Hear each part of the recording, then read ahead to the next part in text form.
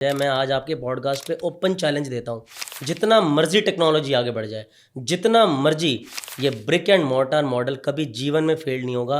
आप और मैं और हमारे जैसे 90% हिंदुस्तानी जितने भी हैं वो खुद जाके खरीदने में ही विश्वास रखते हैं। क्या नौकरी में रहते हुए भी हम लोग अपना बिजनेस स्टार्ट कर सकते हैं? और अगर कर सकते हैं तो कैसे कर सकते हैं? उसका क्या थॉट प्रोसेस होना चाहिए? और क्या ज़ीरो फंडिंग से भी हो सकता है बिजनेस स्टार्ट? एक बहुत बोल्ड स्टेटमेंट दे रहा हूँ मैं आपको। किसी भी फील्ड का बिजनेस बिना नौकरी के अगर आप करोगे, क्योंकि आप 90% केसेस में, और जो व्यक्ति नौकरी करके बिजनेस करता है उसी फील्ड का, वो 100% सक्सेसफुल होता है। आप किताब उठाकर, इतिहास उठाकर देख लीजिए। फास्ट मूविंग ज़माना है, slow and steady wins the race. ये कहानी पुरानी हो चुकी है, बदल डाली मैंने इस कथा को। आज की डेट में only fast and consistence wins the race. मेरे पिताजी का मैक्सिमम सपना था कि तुझे बस अपने शहर में नौकरी मिल जाए। 50,000 रुपये मैक्सिमम सैलरी, उनका मैक्सिमम सपना था ये। आज मेरे यहाँ पे 25 से ज़्यादा लोग ऐसे हैं जिनकी 50,000 सैलरी मैं देता हूँ। जो सिंपल लोग होते हैं, जो इमोशनल लोग होते हैं, जो सीधे साधे लोग होते हैं, वो बिजनेस कर ही नहीं सकते। ये माइंडसेट बना रखा है। क्योंकि मुझे भी आसपास बहुत सारे लोग बोलते हैं तेरा दिमाग ना, माइंडसेट तेरा वो बिजनेस वाला नहीं है। तो क्या ये सच में, एक्चुअल में ये ऐसा होता है क्या? लोग कहते हैं कुछ पाने के लिए कुछ खोना पड़ता है। नहीं, गलत है। मैं कहता हूँ कुछ पाने के लिए कुछ मैनेज करना पड़ता है। आपकी दी हुई माया से ही आपके शोरूम की काया पलटी जाएगी। क्लियर बात है। पेमेंट डिले होगी तो प्रोजेक्ट डिले होगा ही होगा। आपके चैनल पे, आपकी ऑडियंस के सामने दावा ठोक के, डंके की चोट पे कहता हूँ, कितना ही बड़ा इंटीरियर का प्रोजेक्ट हो, 5,000 स्क्वायर फीट, 10,000 स्क्वायर फीट, 45 दिन के अंदर अंदर ब्रांड कैटल शोरूम का उद्घाटन कर देती है, बशर्ते पेमेंट टाइम पर चाहिए। विकास जी, पॉडकास्ट विद आंचल में आपका बहुत बहुत स्वागत है। कैसे हैं आप? बहुत बहुत धन्यवाद आंचल जी, आपका और आपकी टीम का मुझे निमंत्रण देने के लिए। थैंक यू सो मच जी। अब मैं आपको पहले से ही बता देती हूँ कि ये टॉपिक जिस पे आज हम लोग डिस्कस करने वाले हैं, स्टार्टअप, ये मेरे लिए बहुत नया है। ठीक है, मेरी ऑडियंस के लिए भी नया है, क्योंकि आज से पहले मैंने इस पर कभी बात नहीं की है। मेरी जो ऑडियंस है मेनली जो है लॉ ऑफ अट्रैक्शन, मैनिफेस्टेशन पे है। जब मैं आपसे डिस्कस कर रही थी तो आप मुझे एक पहले ऐसे इंसान मिले हैं जो मैनिफेस्टेशन को मानते हुए, आपने जब मैंने आपकी जर्नी के बारे में सुना है, तो कोविड के टाइम पे 235 रुपये से स्टार्ट करके आज आपकी जो कंपनी है वो कई करोड़ों का टर्नओवर ले चुकी है। तो ये आपने मैनिफेस्टेशन को अपनाया, तो मुझे ये बहुत ज़्यादा फैसिनेटिंग लगा कि यार, मतलब ये तो मेरी ऑडियंस तक पहुंचना चाहिए कि कैसे आप मैनिफेस्टेशन, लॉ ऑफ अट्रैक्शन के थ्रू आप एक अच्छा बिजनेस स्टार्ट कर सकते हैं और उसको उस सक्सेस तक पहुंचा सकते हैं जहां आप ले जाना चाहते हैं, या जिस थॉट के साथ एक इंसान अपना स्टार्टअप करना चाहता है।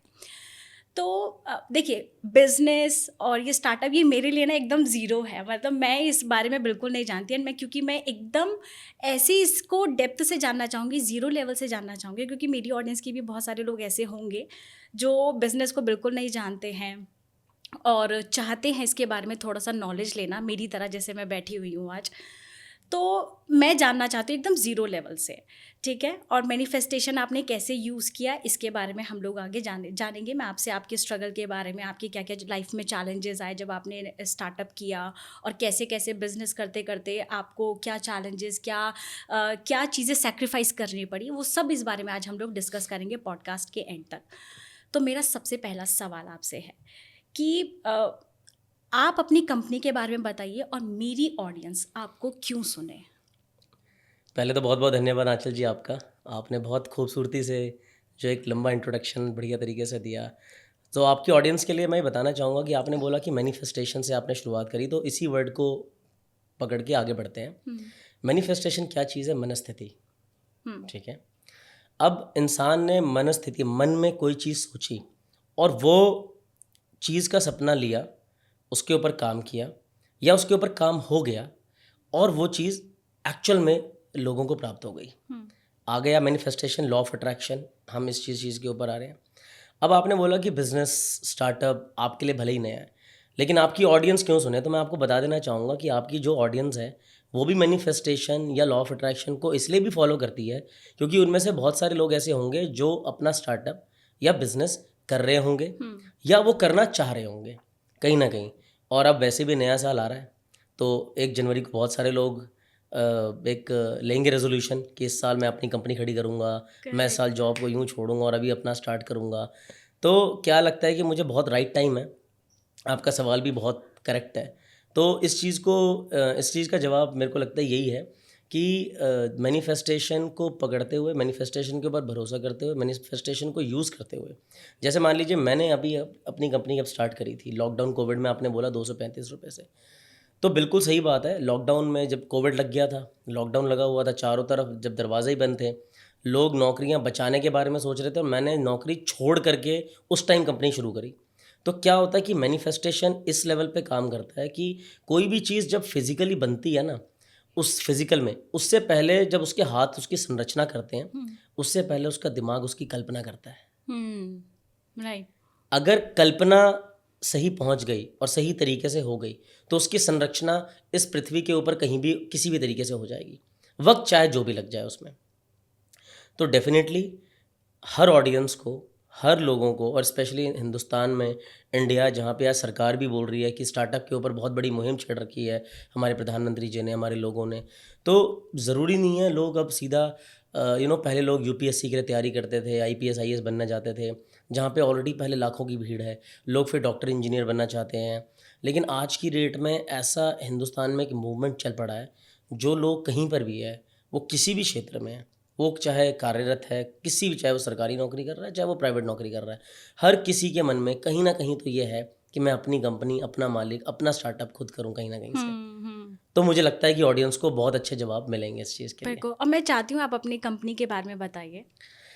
देखिए, ब्रांड कैटल नाम है हमारी कंपनी का, ब्रांड कैटल प्रोजेक्ट्स लिमिटेड, और हम लोग interior design plus manufacturing of furniture and fixtures के बिज़नेस में हैं। इंटीरियर, जब मैं बोलता हूँ तो इंटीरियर का मतलब, लोग, आप भी शायद ये समझते होगे, इंटीरियर मीन्स घर का इंटीरियर, बेड, सोफ़ा, अलमारी, कबर्ड एंड ऑन, ज़्यादातर माइंड में यही आता है। बट इंटीरियर के ना बहुत सारे आयाम हैं, बहुत सेगमेंट्स हैं। अब इसको मैं थोड़ा डिकोड करता हूँ आपकी ऑडियंस के लिए। शायद हो सकता है कुछ लोग इस फील्ड में होंगे भी, या कुछ लोगों को बहुत आइडियाज़ मिलेंगे इससे। तो इंटीरियर क्या होता है कि आप, कई खूबसूरत सा स्टूडियो है, तो यहाँ पे इंटीरियर हुआ है अच्छा सा। आप यहाँ से निकले अपने ऑफिस में गए, तो आपको ऑफिस के लिए इंटीरियर चाहिए। घर में आप रहते हो, घर का इंटीरियर चाहिए। आजकल लोग वैसे भी न्यूक्लियर फैमिलीज़ हैं, तो अपार्टमेंट्स हों, चाहे विलाज हों, कोठीज़ हों, बंगलोज़ हों, हर जगह पे इंटीरियर चाहिए। आप ट्रैवल करने एयरपोर्ट पे जाते हैं, वहाँ पे लाउंज में वेट करते हैं, वहाँ इंटीरियर हुआ होता है, प्रोजेक्ट्स हैं। आप बैंक में जाते हैं अपना काम कराने, वहाँ पे इंटीरियर का प्रोजेक्ट है। आप अपने फ्रेंड्स के साथ खाना खाने रेस्टोरेंट में जाते हैं, वहाँ इंटीरियर आप देखते हैं। आप ट्रैवल करके किसी शहर में जाते हैं, वहाँ आप होटल लेते हैं, तो होटल में इंटीरियर होता है। राइट। आजकल तो हॉस्पिटल में भी आप जाते हैं, तो वहाँ पर भी आप देखते होगे, हॉस्पिटल में भी बड़ा आलीशान इंटीरियर 5 स्टार कैटेगरी के हॉस्पिटल्स बन रहे हैं। और इसके अलावा एक कैटेगरी आती है retail interior. You go to any shopping mall, you see all branded outlets there. आपने बहुत खूबसूरत साड़ी पहन रखी है, आपने किसी न किसी शोरूम से ली होगी। तो इंडिया में शॉपिंग दो ही तरीके से होती है, हर जगह दो ही तरीके से होती है, या तो ऑनलाइन या ऑफलाइन। ऑनलाइन का ज़माना आ गया है, आगे भी बहुत ऑनलाइन बूम करेगा, लेकिन जितना मर्जी बूम कर ले, हिंदुस्तान ऐसा देश है जहाँ पे लोग टच एंड फील को प्रेफरेंस देते हैं। कुछ भी कर लो, अब ऑनलाइन आ जाए, एआई आ जाए, मैं आज आपके पॉडकास्ट पे ओपन चैलेंज देता हूँ, जितना मर्जी टेक्नोलॉजी आगे बढ़ जाए, जितना मर्जी, ये ब्रिक एंड मोर्टार मॉडल कभी जीवन में फेल नहीं होगा। आप और मैं और हमारे जैसे 90% हिंदुस्तानी जितने भी हैं, वो खुद जाके खरीदने में ही विश्वास रखते हैं। खाना भले ही मंगवा लेंगे अपनी सहूलियत से, लेकिन शॉपिंग जब करने का, क्योंकि शॉपिंग एक थेरेपी है, तो आप रिटेल में जाते हैं, आप मॉल्स में जाते हैं, तो आप मॉल्स में जाते हैं, आप देखते हैं वहाँ पे Zara, Marks and Spencer, H&M, all branded outlets there. आप ज्वेलरी लेने जाती हैं, ठीक है, ज्वेलरी ऑनलाइन भी बिकती है, लेकिन क्या 5 लाख रुपए का सेट क्या ऑनलाइन ऑर्डर करोगे? नहीं। तो आप जाओगे किसी शोरूम में, बिल्कुल। तो आप जिस शोरूम में जाओगे, एग्जाम्पल के तौर पे, आप हिंदुस्तान का सबसे बड़ा ज्वेलर कल्याण ज्वेलर, सबको जानता है, मालाबार गोल्डन डायमंड, आपने उनके साथ काम भी किया है। हाँ, तो मैं वही बताने चाह रहा हूँ। तो आप इन शोरूम्स में आप गए, आपने ऑर्डर दिया, आपने कोई सेट देखा, हार देखा, अंगूठी देखी, कुछ भी देखा, तो आप सिर्फ उस ज्वेलरी के तरफ अट्रैक्ट नहीं होते, आपको एक एम्बियंस ऐसा दिया जाता है कि वो शोरूम आपको खुद बाहर से बुलाता है। इतनी लाइट्स होती हैं, इतनी लाइट्स होती, एग्जैक्टली। देखिए अब आपके मुंह, वो इतना, वो क्या होता है कि ना, वो एक बड़ा साइकोलॉजिकल इफेक्ट हम लोग क्रिएट करते हैं वहाँ पे।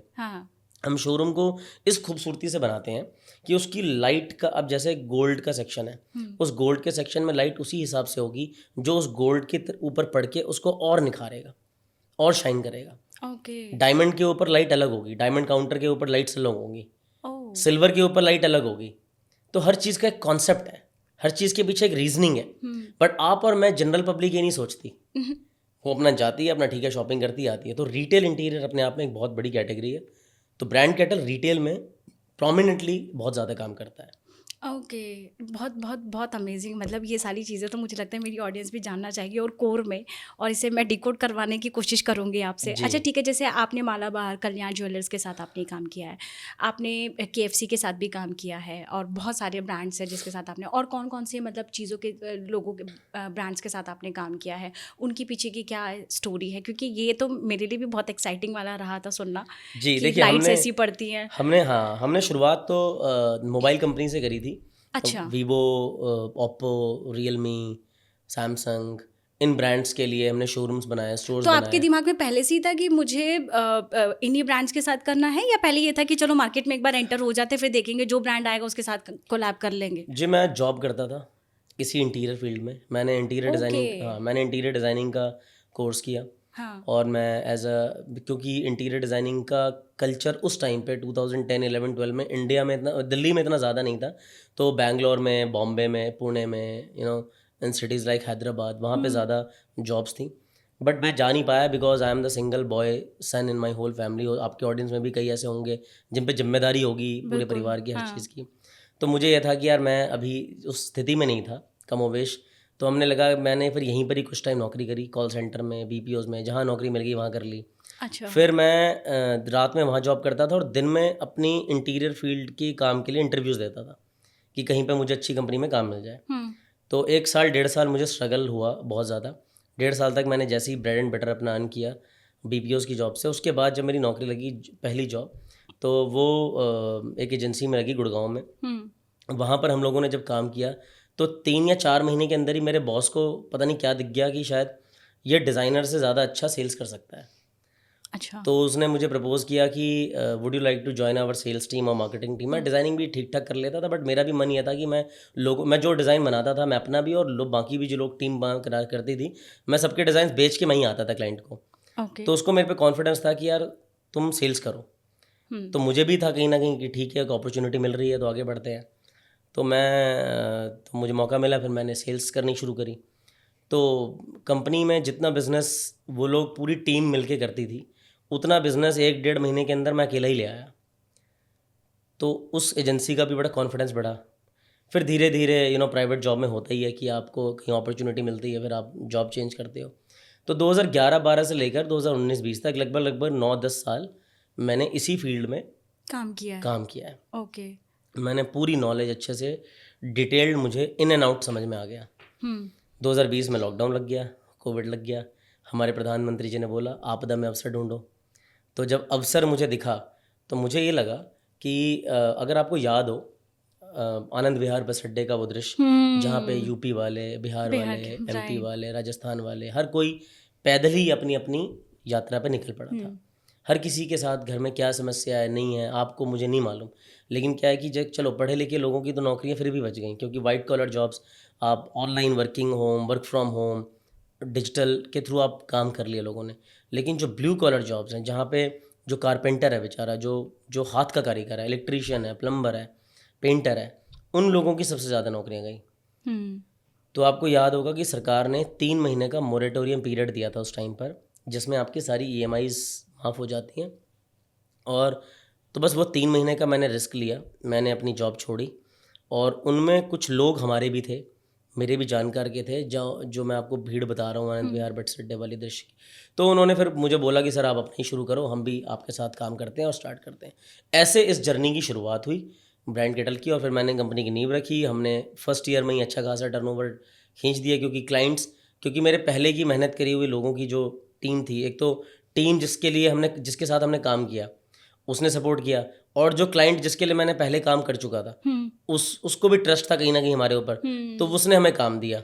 तो ऐसे शुरुआत हुई थी कि हमें जो वीवो प्रोजेक्ट, जो पहला प्रोजेक्ट मिला था, वो इसी तरीके से मिला था ओके। कि हाँ दे नो मी कि हाँ Vikas, if this job will given to Vikas, he will get it done in a perfect manner. तो फिर वहाँ से हमने अच्छा काम किया तो ओप्पो आ गया, ओप्पो को देखा है तो रियलमी आ गया, और बाकी ब्रांड्स जुड़ते गए। तो हमने 1 साल 1.5 साल मोबाइल कंपनीज के साथ किया, फिर हमने कुछ फूड एंड बेवरेजेस कंपनीज के साथ किया, लाइक डोमिनोज, पिज़्ज़ा हट, KFC, वांगो, ये जितने भी ब्रांड्स आप इनमें आप कहीं पर भी जाते होगे तो कहीं ना कहीं आप ब्रांड कैटर के बनाए गए रेस्टोरेंट में आप गए होगे। तो 1 साल 1.5 साल हमने यहाँ काम किया, फिर हमें अपैरल सेगमेंट में मौका मिला, फिर ज्वेलरी सेगमेंट ऐड हो गया। तो धीरे धीरे आप जब एक ग्रोथ जर्नी पे होते हो, आप मेहनत कर रहे होते हो, आप काम कर रहे हो, आपका गोल ही सिर्फ ये है, आप कुछ और सोच ही नहीं रहे हो, आप सिर्फ अपना काम कर रहे हो। करेक्ट। और आप पूरी शिद्दत से लगे पड़े हो उसके पीछे। तो जो आपने मैनिफेस्टेशन वाली बात बोली ना, मैनिफेस्टेशन यही चीज़ करवाता है, वो सारा ध्यान लेफ्ट राइट से हटवा देता है। जो मैंने 5 साल पहले शायद मैनिफेस्ट किया था, 2017, 18, 15, 16 में मैं ये सोचता था यार मैं अपनी कंपनी स्टार्ट करूँगा, लेकिन किसी कारण वजह से वो चीज़ नहीं हो पाती। लेकिन अगर एक सबकॉन्शियस माइंड में अगर वो बैठ गया, मैनिफेस्टेशन क्या है, जो सबकॉन्शियस माइंड सोचता है और वो ऑटोमेटिक आता है। ऐसा नहीं है कि आपने सोचवाया है उसको। जब आपकी कॉन्शियस माइंड और सबकॉन्शियस माइंड के अंदर जब वो चीज़ घर कर जाती है, बैठ जाती है, फिर वो प्रतिबिंबित होती है, मतलब वो एक तरीके से इम्बाइब्ड हो जाती है। और फिर वो जब आपने सोच लिया, आपके थॉट प्रोसेस ने उसको पूरा मथ दिया है अच्छे से, और फिर जाके आप एक फाइनल आउटपुट फिजिकल अपीयरेंस में देखते हैं। राइट। मैनिफेस्टेशन की चीज़ें तो खैर मैं आपसे आगे जानूंगी कि कैसे कैसे आपका ये प्रोसीजर रहा, लेकिन जैसे आपने कहा ना नौकरी करते हुए आपने ये स्टार्ट किया था, बहुत सारे लोगों के लिए चलिए आपके पास एक अपॉर्चुनिटी थी कि कोविड आ गया उस टाइम पे, तो कहीं ना कहीं आपने उसका बहुत फ़ायदा उठाया उस टाइम का। लेकिन बहुत सारे लोग हैं ना आज भी वो मौके की तलाश में है। जैसे 2026 आ रहा है, हर किसी की अपनी एक उम्मीद है, हर कोई उस विश्वास के साथ कि 2026 में तो फाइनली मैं अपना बिजनेस स्टार्ट कर लूँगा।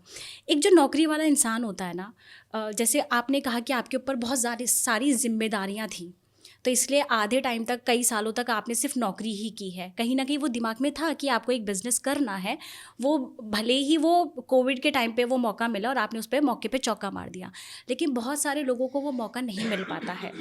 वो नौकरी कर रहे हैं, दिमाग में होता है बिज़नेस करना है, लेकिन वो नहीं कर पाते हैं।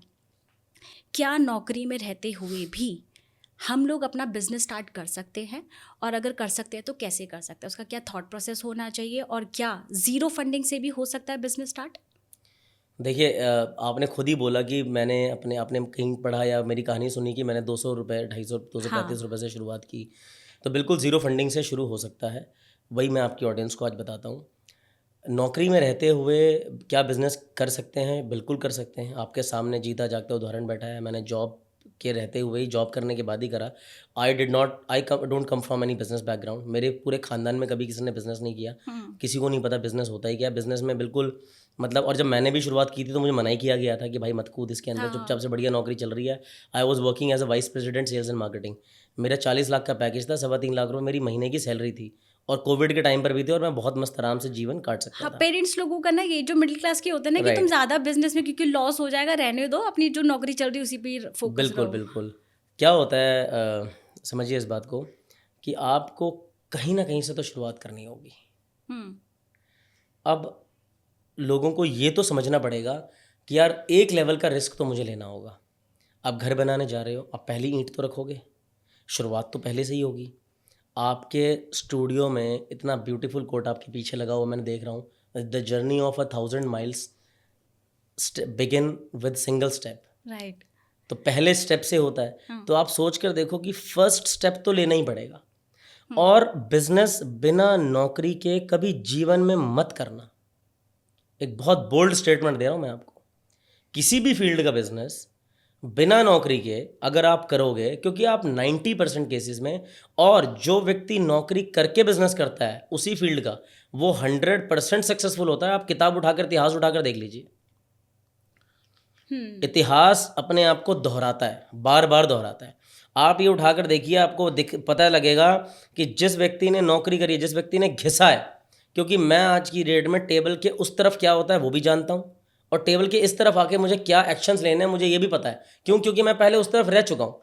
एम्प्लॉय माइंडसेट मेरा रह चुका है। वो क्या सोचता है, क्या देखता है, वो क्या करता है। 10 साल मैंने नौकरी में घिसवाया अपने आप को, तो मैं जानता हूँ कि एम्प्लॉयज़ की क्या कंडीशंस होती हैं। होम लोन की EMI, गाड़ी की EMI, टाइम पे सैलरी ना मिलना, टाइम पे सैलरी आना, फिर उसके अंदर का प्रेशर, फिर वो आप ही की कंपनी में बैठकर आप ही के लैपटॉप के ऊपर Naukri.com खोलकर कहीं और रिज्यूम अपलोड कर रहा होगा। हर चीज़ मुझे पता है बैठे बैठे। आज मुझे कैसे पता, आज मुझे क्यों क्यों नहीं बेवकूफ़ बना पाता? क्योंकि मैं 10 साल नौकरी करके आया हूँ। जो सामने वाले के दिमाग में चल रहा है वो मुझे पहले से ही पता है। तो क्या होता है, हाँ ठीक है, आप 10 साल मत करो, लेकिन कम से कम आपको 3 साल उस पर्टिकुलर फील्ड में नौकरी ज़रूर करनी चाहिए जिसमें आप बिजनेस करना चाह रहे हो। चाहते हैं। क्योंकि नौकरी में जो आप सीखते हो, आप पैसा कमाने के बारे में तो बिल्कुल मत सोचो, क्योंकि नौकरी में पैसा आप कमा ही नहीं पाओगे। आप जितना मर्जी कमा लो, आप बचा नहीं पाओगे। तो आपके सपने तो पूरे नहीं होने वाले, ये तो बहुत बड़ी क्लियर बात है। लेकिन आप ये समझ लो कि यार आपको अगर उस लेवल पे जो आपने विजन देखा है, अच्छा ज़रूरी नहीं है कि बिजनेसमैन या एंटरप्रेन्योर ही बहुत बड़े बनते हैं। जॉब में भी अगर आप प्रोफाइल देखो, उस लेवल पे अगर आप जाओ, सत्य नाडेला है, सुंदर पिचाई, ये सारे एम्प्लॉयज़ ही तो हैं। ऐसा थोड़ी है कि इन्होंने कोई अपना बिजनेस, लेकिन फिर वो गूगल का सीईओ, माइक्रोसॉफ्ट का सीईओ, वो एप्पल का सीईओ, यूट्यूब का सीईओ। तो अगर आप इस लेवल पे पहुंचना चाहते हैं, उस लेवल की तैयारी, क्या वो आपका बैकग्राउंड है, क्या वो आपकी नॉलेज है, क्या वो आपकी विजडम है, क्या वो आपकी एजुकेशन है जो आपको वहाँ तक ले जाए, वो आपको देखना पड़ेगा। हर आदमी सुंदर पिचाई नहीं बन सकता। मतलब ये फालतू की बात लेके कोई अगर ब्रेनस्टॉर्मिंग करे और डे ड्रीमिंग करे तो ये प्रोक्रेस्टिनेशन जीवन भर बीत जाएगा और वो हमेशा प्रोक्रेस्टिनेशन के अंदर ही दब के मर जाएगा। तो प्रैक्टिकल बनिए, अप्रोच वही रखिए जो प्रैक्टिकली पॉसिबल। और ये मत सोचो, क्योंकि देखो यार, अपना टेस्ट इनिंग का टाइम नहीं है, वक्त का कभी किसी को कुछ नहीं पता। 2020 में कोविड लगा था, 2026 में, 27 में, यू नेवर नो, किसी के हाथ में कुछ है क्या? वक्त कब कहाँ कैसे जा रहा है, फास्ट मूविंग ज़माना है। Slow and steady wins the race, ये कहानी पुरानी हो चुकी है, बदल डाली मैंने इस कथा को। आज की डेट में only fast and consistence wins the race. जो फास्ट है और जो कंसिस्टेंस है वही रेस जीतेगा। कछुआ सो गया, खरगोश सोया रह गया, नहीं, खरगोश फिर जागा, और अब की बार जब वो जागा है तो उसने ऐसी छलांग मारी है कि कछुआ बहुत पीछे रह चुका है। तो आपको ये चीज़ समझनी पड़ेगी, नौकरी रहते हुए, नौकरी में करते हुए ऑफ कोर्स आप अपना बिजनेस शुरू कर सकते हो, स्टार्टअप कर सकते हो, लेकिन उस चीज़ की आपको एक पर्याप्त नॉलेज होनी चाहिए। ये आपको देखना पड़ेगा। ठीक है। अभी जैसे आपने कहा, जैसे आपने तो काफ़ी टाइम से, कई सालों से आपने इंटीरियर डिज़ाइनिंग की ही कंपनी में काम किया और आपने वही अपना जॉब, वो अपना बिजनेस स्टार्ट किया।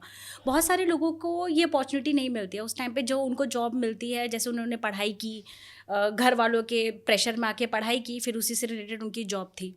अब क्या है, अब उन्हें बिजनेस स्टार्ट अलग करना है, क्योंकि बहुत सारे लोगों को लगता है फूड में बहुत ज़्यादा पैसा है और इसको हम लोग कर सकते हैं। बहुत बेहतरीन सवाल आपने पूछा। हाँ, तो क्या नौकरी एकदम पेशे वाला परफेक्ट क्वेश्चन, हाँ, प्रैक्टिकल क्वेश्चन है ये। हाँ, तो आप, क्योंकि ये कहीं ना कहीं माइंडसेट मेरा भी चल रहा हाँ था, हाँ, ठीक है, इसलिए 100%। मैं पूछना अब चाह आप रही धीरे हूँ। धीरे अपने आप ओपन हो गए, बिल्कुल बिल्कुल। अब तो मैं क्या? आपको बताऊँ, नहीं नहीं, बिल्कुल सही बात है। अब सुनिए, एक होता है career by profession, career by choice, और एक होता है करियर बाई चांस। ठीक है। अच्छा, आज से मुझे एक बात बताओ, 10 साल पहले या 15 साल पहले क्या आप लोगों ने, या जो भी आप बड़े बड़े यूट्यूबर्स जो हो, क्या कभी सोचा था किसने कि मैं यूट्यूबर बनूं? यूट्यूबर को एज अ करियर कभी देखा भी जाता था? यूट्यूब ही नहीं पता था। यूट्यूब ही नहीं पता था। हाँ। था यूट्यूब, लेकिन पता नहीं था पता लोगों नहीं को, था, पता नहीं था राइट, लोगों को। हाँ। पिछले 5 साल, 7 साल, 8 साल में, आज की डेट में तो मतलब यूट्यूबर में मैं देख रहा हूँ कि कुछ ऐसे लोग हैं जो आज IAS IPS भी जो बन जाते हैं, या जो बिजनेसमैन, बड़े बड़े बिजनेसमैन बने हुए हैं, वो भी शायद सोचते होंगे यार हम यही कर लेते हैं। करोड़ों रुपए कमा रहे हैं महीने के, बिल्कुल। करोड़ों रुपए, लाखों रुपए की इनकम हो रही है। तो क्या होता है कि मैंने बोला ना, fast and consistence wins the race. ज़माना इस तरीके से प्रगतिशील है आज की डेट में, वक्त यूं पलक झपक के, अरे इंस्टाग्राम पे यूं टक से आपने अंगूठा उठाया, अगर विद इन फर्स्ट 3 सेकेंड्स अगर मेरा माइंड अटेंशन नहीं ले पाया वो वीडियो, तो मैं यूं अंगूठा आगे ऊपर कर देता हूँ। 1 सेकंड का तो समय है नहीं कि आप इंस्टाग्राम की रील भी ढंग से देख लो खड़े होके टाइम पर। तो आप समझ के देखो कि जो आपका पॉइंट बिल्कुल परफेक्ट था कि जॉब करी किसी और फील्ड में, करना वो कुछ और चाहता है। तो करियर बाय चॉइस और करियर बाय चांस के ऊपर बात करता हूँ। एक होता है कि आपने चूज़ किया है कि मुझे डॉक्टर बनना है, मुझे इंजीनियर बनना है, तो आप उसकी पढ़ाई करते हो, आप उसकी नॉलेज लेते हो, फिर आप एंट्रेंस देते हो, डॉक्टरी में एडमिशन होता है, MBBS करते हो, 5 साल 6 साल के बाद फिर आप ट्रेनिंग करते हो, फिर आप डॉक्टर बनते हो। इंजीनियरिंग में भी ऐसे ही है समथिंग, लॉयर में भी ऐसा है, CA करना है, वो चॉइस है आपकी। कुछ लोगों के साथ होता है करियर बाय चांस, शायद आपके साथ भी हो गया होगा, शायद मेरे साथ भी हो गया, क्योंकि मैंने कभी थोड़ी सोचा था कि मैं इंटीरियर डिज़ाइन में इतनी बड़ी कंपनी स्टार्ट कर दूंगा और मैं बना दूंगा उसको, 100 करोड़ का वैल्यूएशन होगी और मैं बन जाऊंगा 1000 करोड़ का। ऐसा कभी भी इंसान उस लेवल पे 10 साल पहले, 15 साल पहले ये सोच हम लोगों की नहीं होती थी। बिल्कुल। हम लोग आते हैं बिल्कुल लोअर मिडिल क्लास बैकग्राउंड से आते थे, तो हमारी सोच में बस यही हमारे दिमाग में बिठा दिया गया कि भाई तुझे अच्छी नौकरी करनी है, मेरे पिताजी का मैक्सिमम सपना था कि तुझे बस अपने शहर में नौकरी मिल जाए, हाँ 50,000 रुपये मैक्सिमम सैलरी, हाँ उनका मैक्सिमम सपना था ये। आज मेरे यहाँ पे 25 से ज़्यादा लोग ऐसे हैं जिनकी 50,000 सैलरी मैं देता हूँ। तो अगर मैं उसी सोच पर रह जाता, ये मेरे पिताजी की मैक्सिमम सब, बिल्कुल, क्योंकि उन्होंने जिस तरीके से, उन्होंने जिस दौर में हमें पढ़ाया लिखाया, राइट। वो अपने आप में बहुत बड़ी बात है। मतलब मैं आज की डेट में अगर ये बोलूँ, या आपको भी ऐसा फील होता हो कि लोगों के माँ बाप ने वो सब किया जो वो कर सकते थे। बिल्कुल। मैं अगर आपको अपने बारे में बताऊँ, मेरे माँ बाप ने वो सब किया जो वो नहीं भी कर सकते थे। तो सोच कर देखो कि कितना बड़ा सेक्रीफाइस होगा। Correct. लेकिन क्या है कि अब वो सेक्रीफाइस उन्होंने किया, अब हमारे अंदर, हमारी भी तो न्यूमरोलॉजी कुछ कहती है, हमारा भी तो दिमाग कुछ कहता है। अब ये थोड़ी मेरे पिताजी का सपना 50,000 मैक्सिमम, मैं वहीं पर रुक जाऊँ। हाँ अरे हम करेंगे। हमारे लोगों ने सिखाया हमको कि पैर उतनी ही फैलाओ जितनी चादर है। नहीं भाई, मैं चादर बड़ी करूँगा ना। ताकत है ना वो अपनी, हमारे देश में वो ताकत है, हमारे युवाओं में वो ताकत है। जब दुनिया आगे बढ़ रही है, लोग करोड़ों अरबों खरबों रुपए कमा रहे हैं यार, कोई BMW मर्सिडीज ऑडी चला रहा है, मैं नहीं चला सकता भाई। मेरे वो सपने कैसे पूरे होंगे फिर?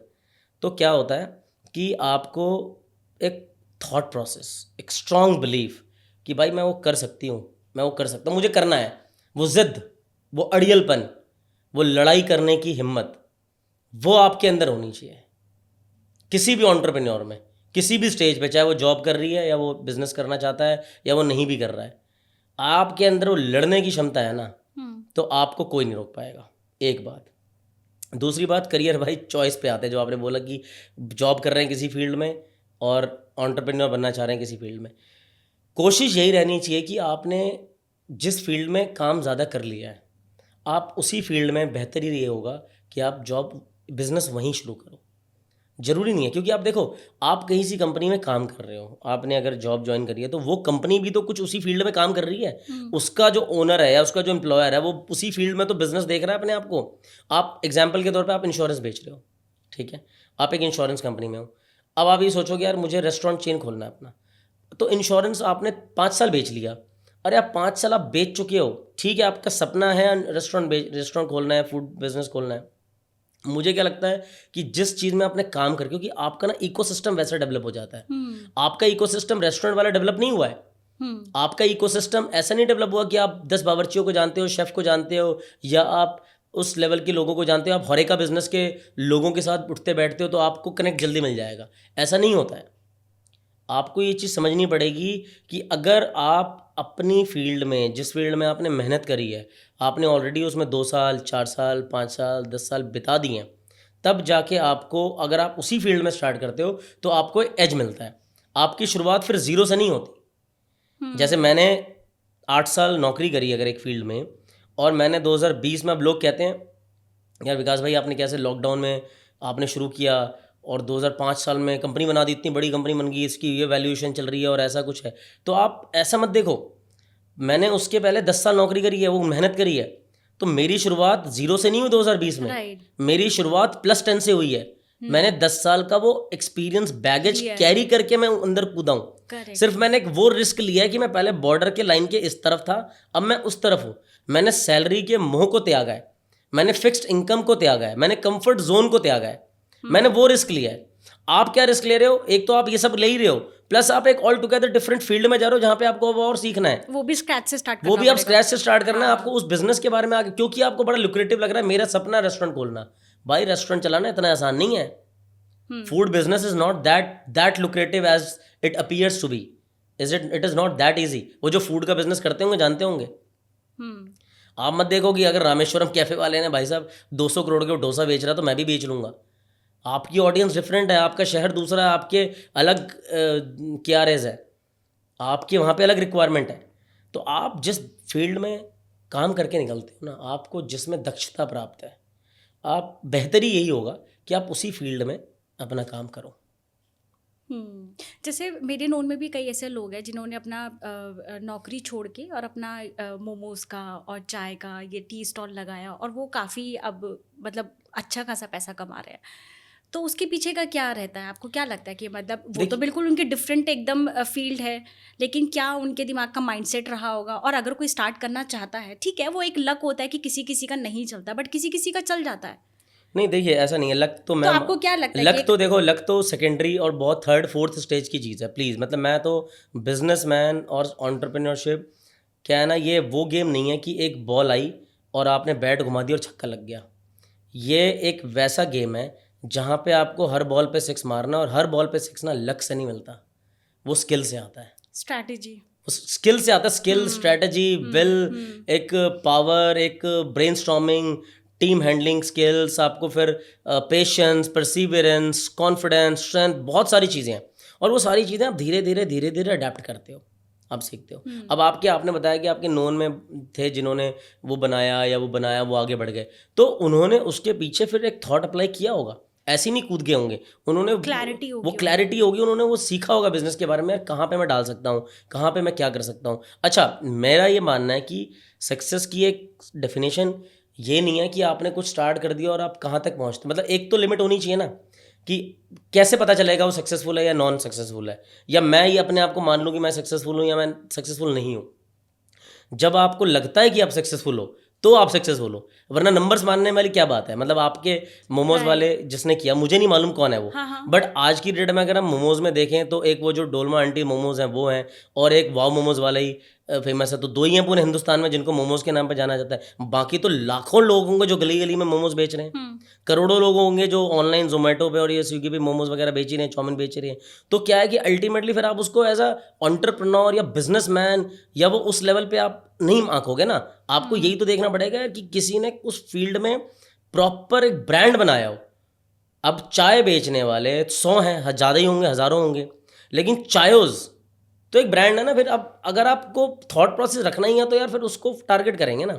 अगर मोबाइल बनाने जा रहे हो तो यार फोकस एप्पल को ही करोगे ना यार। एक आईआईटी में एक बच्चा एडमिशन लेता है तो हज़ारों बच्चे, लाखों बच्चे एडमिशन लेने जाते हैं, तो सिलेक्शन कितने का होता है? 100 बच्चों का, 200 बच्चों का, 5, जितनी सीटें होती हैं। तो जिनका होता है उसी को तो मानोगे। अल्टीमेटली देखो, दुनिया चढ़ते सूरज को सलाम करती है।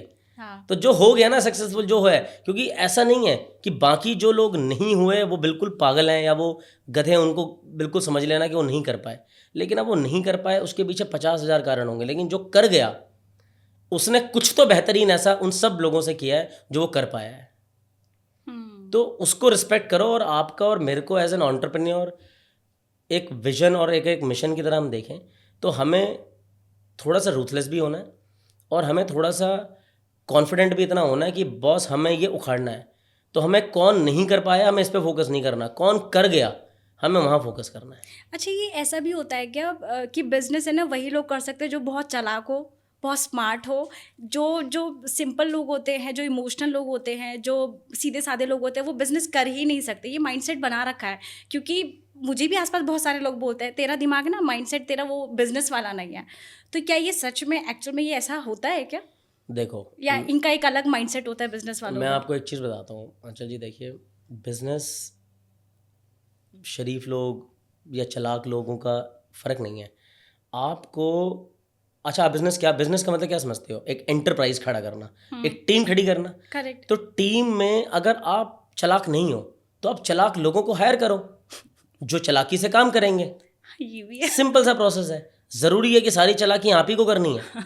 मतलब क्या रतन टाटा साहब, आइकन ऑफ इंडिया, क्या वो, उन्होंने चालाकी और धूर्तता से ही बिजनेस खड़ा किया होगा? या मानी जी की बात करें, हिंदुस्तान की सबसे बड़ी कंपनी, प्राइवेट कंपनी अगर रिलायंस बना दी तो क्या वो चालाकी से बनाई होगी? नहीं। धीरू भाई मानी जी ने मेहनत करी, वो ट्रस्ट से कंपनी बनाई, लोगों का ट्रस्ट जीता। उस ज़माने में ओनली विमल करके कपड़ा निकाला, जिस कपड़े ने, जिसके ऊपर फिर लोगों ने, रिलायंस इज़ द कंपनी जिसने शेयर मार्केट, शेयर्स, इंडिया में ये स्टॉक, आईपीओ, ये सब चीज़ों की शुरुआत कराई थी। 80s 70s 80s की बात बता रहा हूँ, जब ग्लोबलाइजेशन के दौर में हम बहुत पीछे थे। जब धीरे धीरे कुछ कंपनी पूरे हिंदुस्तान में गिनी चुनी कंपनियां थी, उस टाइम पर उन्होंने लोगों का विश्वास जीता, दिल जीता, धीरे धीरे स्ट्रैटेजी से, मेहनत से। और फिर लोग आते गए, टीम बनती गई, कारवां खड़ा होता गया, और उन लोगों ने बिजनेस चलाया। तो आपको वो लोग हायर करने हैं जो आपसे बेटर है, जो आपका काम आपसे बेटर कर पाए उस पर्टिकुलर रोल में। तो ऐसा ज़रूरी नहीं है कि आपको चालाक होना ज़रूरी है या आपको वैसा है। आपको एक फोकस होना ज़रूरी है। फाउंडर को, एंटरप्रेन्योर को, ओनर को इतना जानना ज़रूरी है कि यार मैं जिस मिशन पे हूँ उस मिशन के लिए इस पर्टिकुलर रोल का इम्पोर्टेंस है और इसको अचीव करने के लिए मुझे ये लोग चाहिए। अगर मुझे ये लोग चाहिए तो मैं उन लोगों के पे फोकस करूंगी। तो आपको अपने इन 5 लोगों पे फोकस करना है जो आपके लिए बिजनेस करेंगे।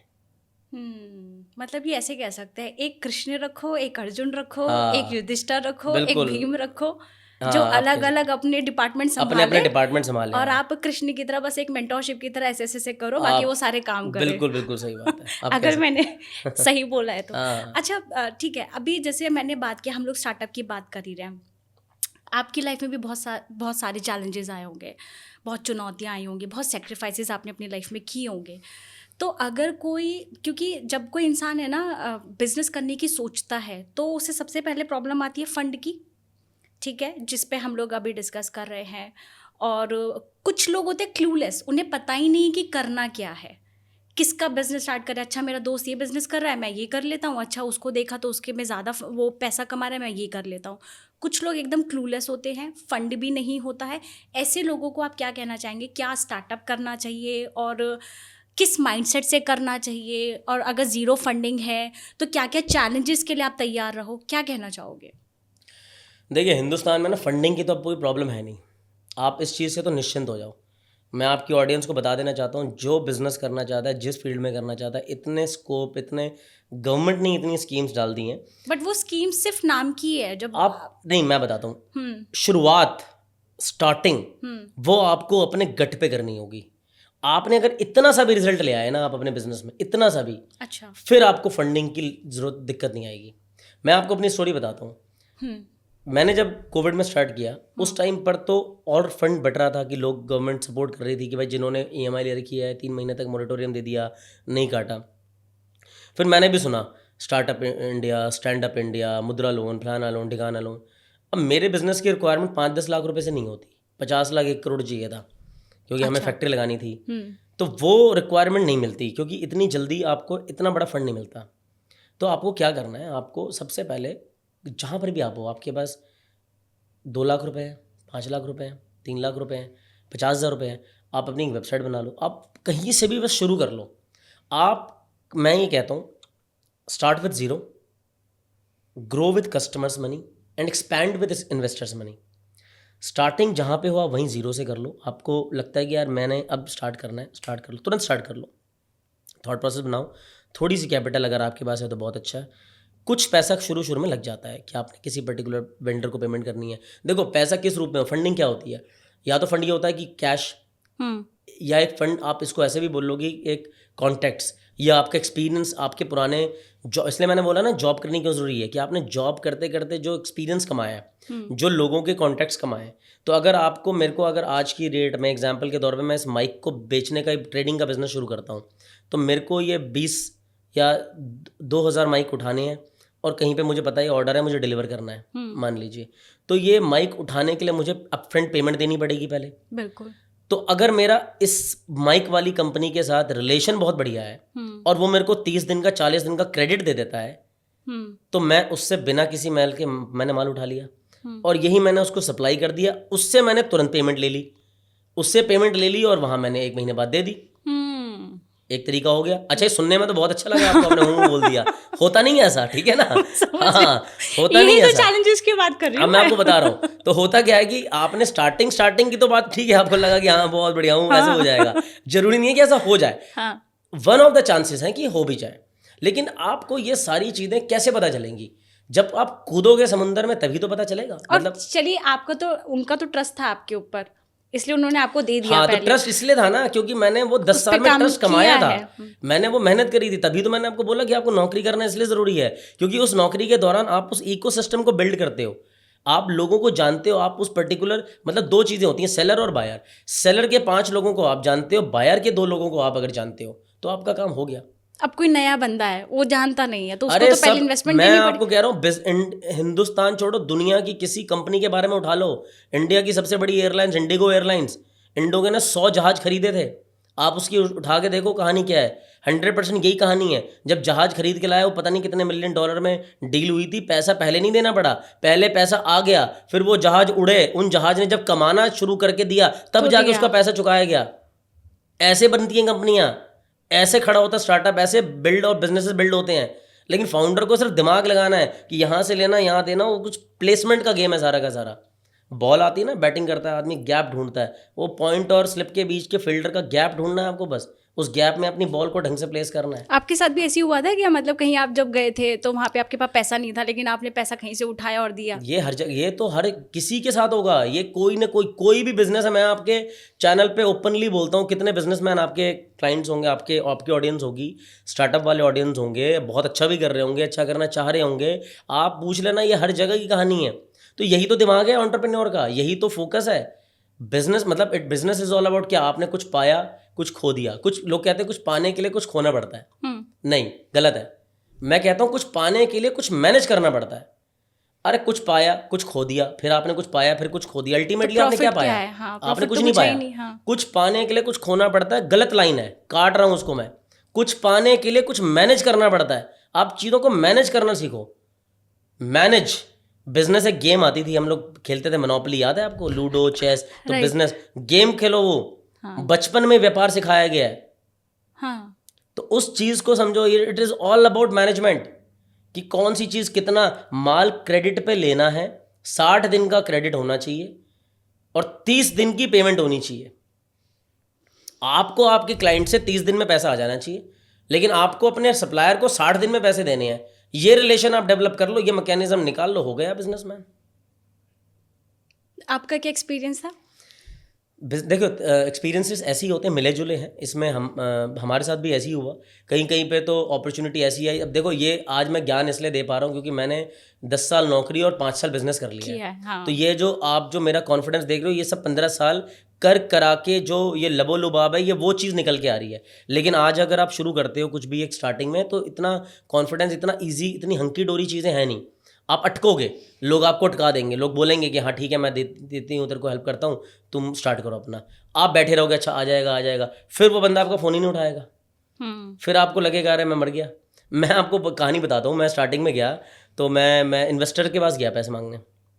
मैंने कहा भाई मेरे पास एक आइडिया है, मैं इंटीरियर कंपनी ऐसे बनाना चाहता हूँ, मैं ऐसा करूँगा, ये करूँगा, वो करूँगा। मैंने हज़ारों प्रेजेंटेशंस दी होंगी मैम, क्या बताऊँ मैं आपको, इतनी प्रेजेंटेशन मैंने दी। मैंने पूरा डेक बनाया, नहीं भाई साहब आपके डेक में ये नहीं है, आपने फर्स्ट ईयर में क्या करा, टर्नओवर कितनी हुई।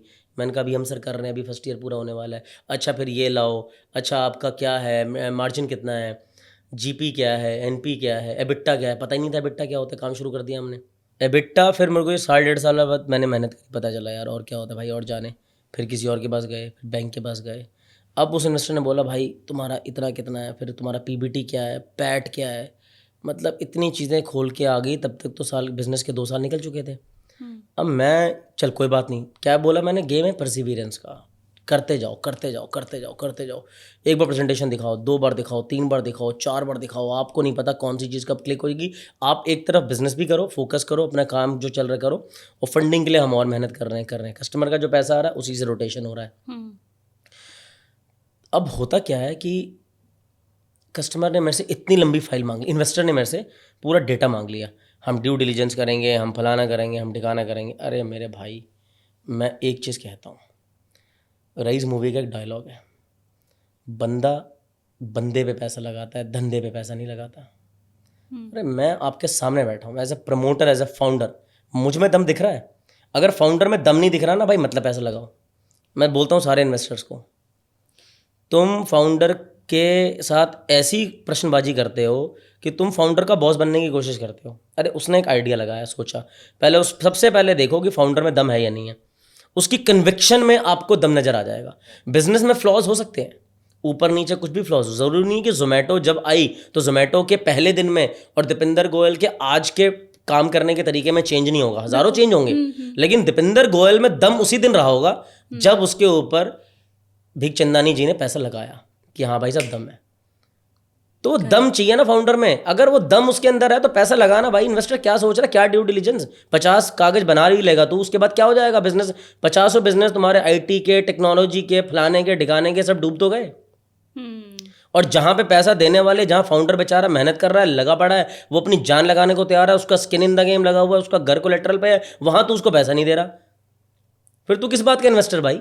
अगर तुझे सारी चीज़ें एकदम अप्रोप्रिएट चाहिए कि हाँ बिल्कुल सब कुछ ऐसा होना चाहिए भाई साहब, तुम्हारा जीपी स्ट्राइक रेट पे ओके चाहिए, एनपी चाहिए, एबिटा पॉजिटिव चाहिए, इतना परसेंटेज का होना चाहिए, फिर आपका पीबीटी होना चाहिए, पैट आपका निचोड़ आना चाहिए, अगर इतना सब कुछ हो जाएगा तो मैं तो पैसा ले ही लूँगा भाई, मुझे फिर तेरे पास आने क्यों है।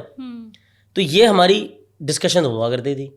तो जब ऐसा होता गया एक टाइम ऐसा आया, एक आदमी, आज वही इन्वेस्टर्स हमारे पीछे पड़े हुए हैं कि भाई साहब हमें अपने साथ जोड़ लो, हम रेडी हैं आपके बिजनेस में, विजन में इन्वेस्ट करने के लिए।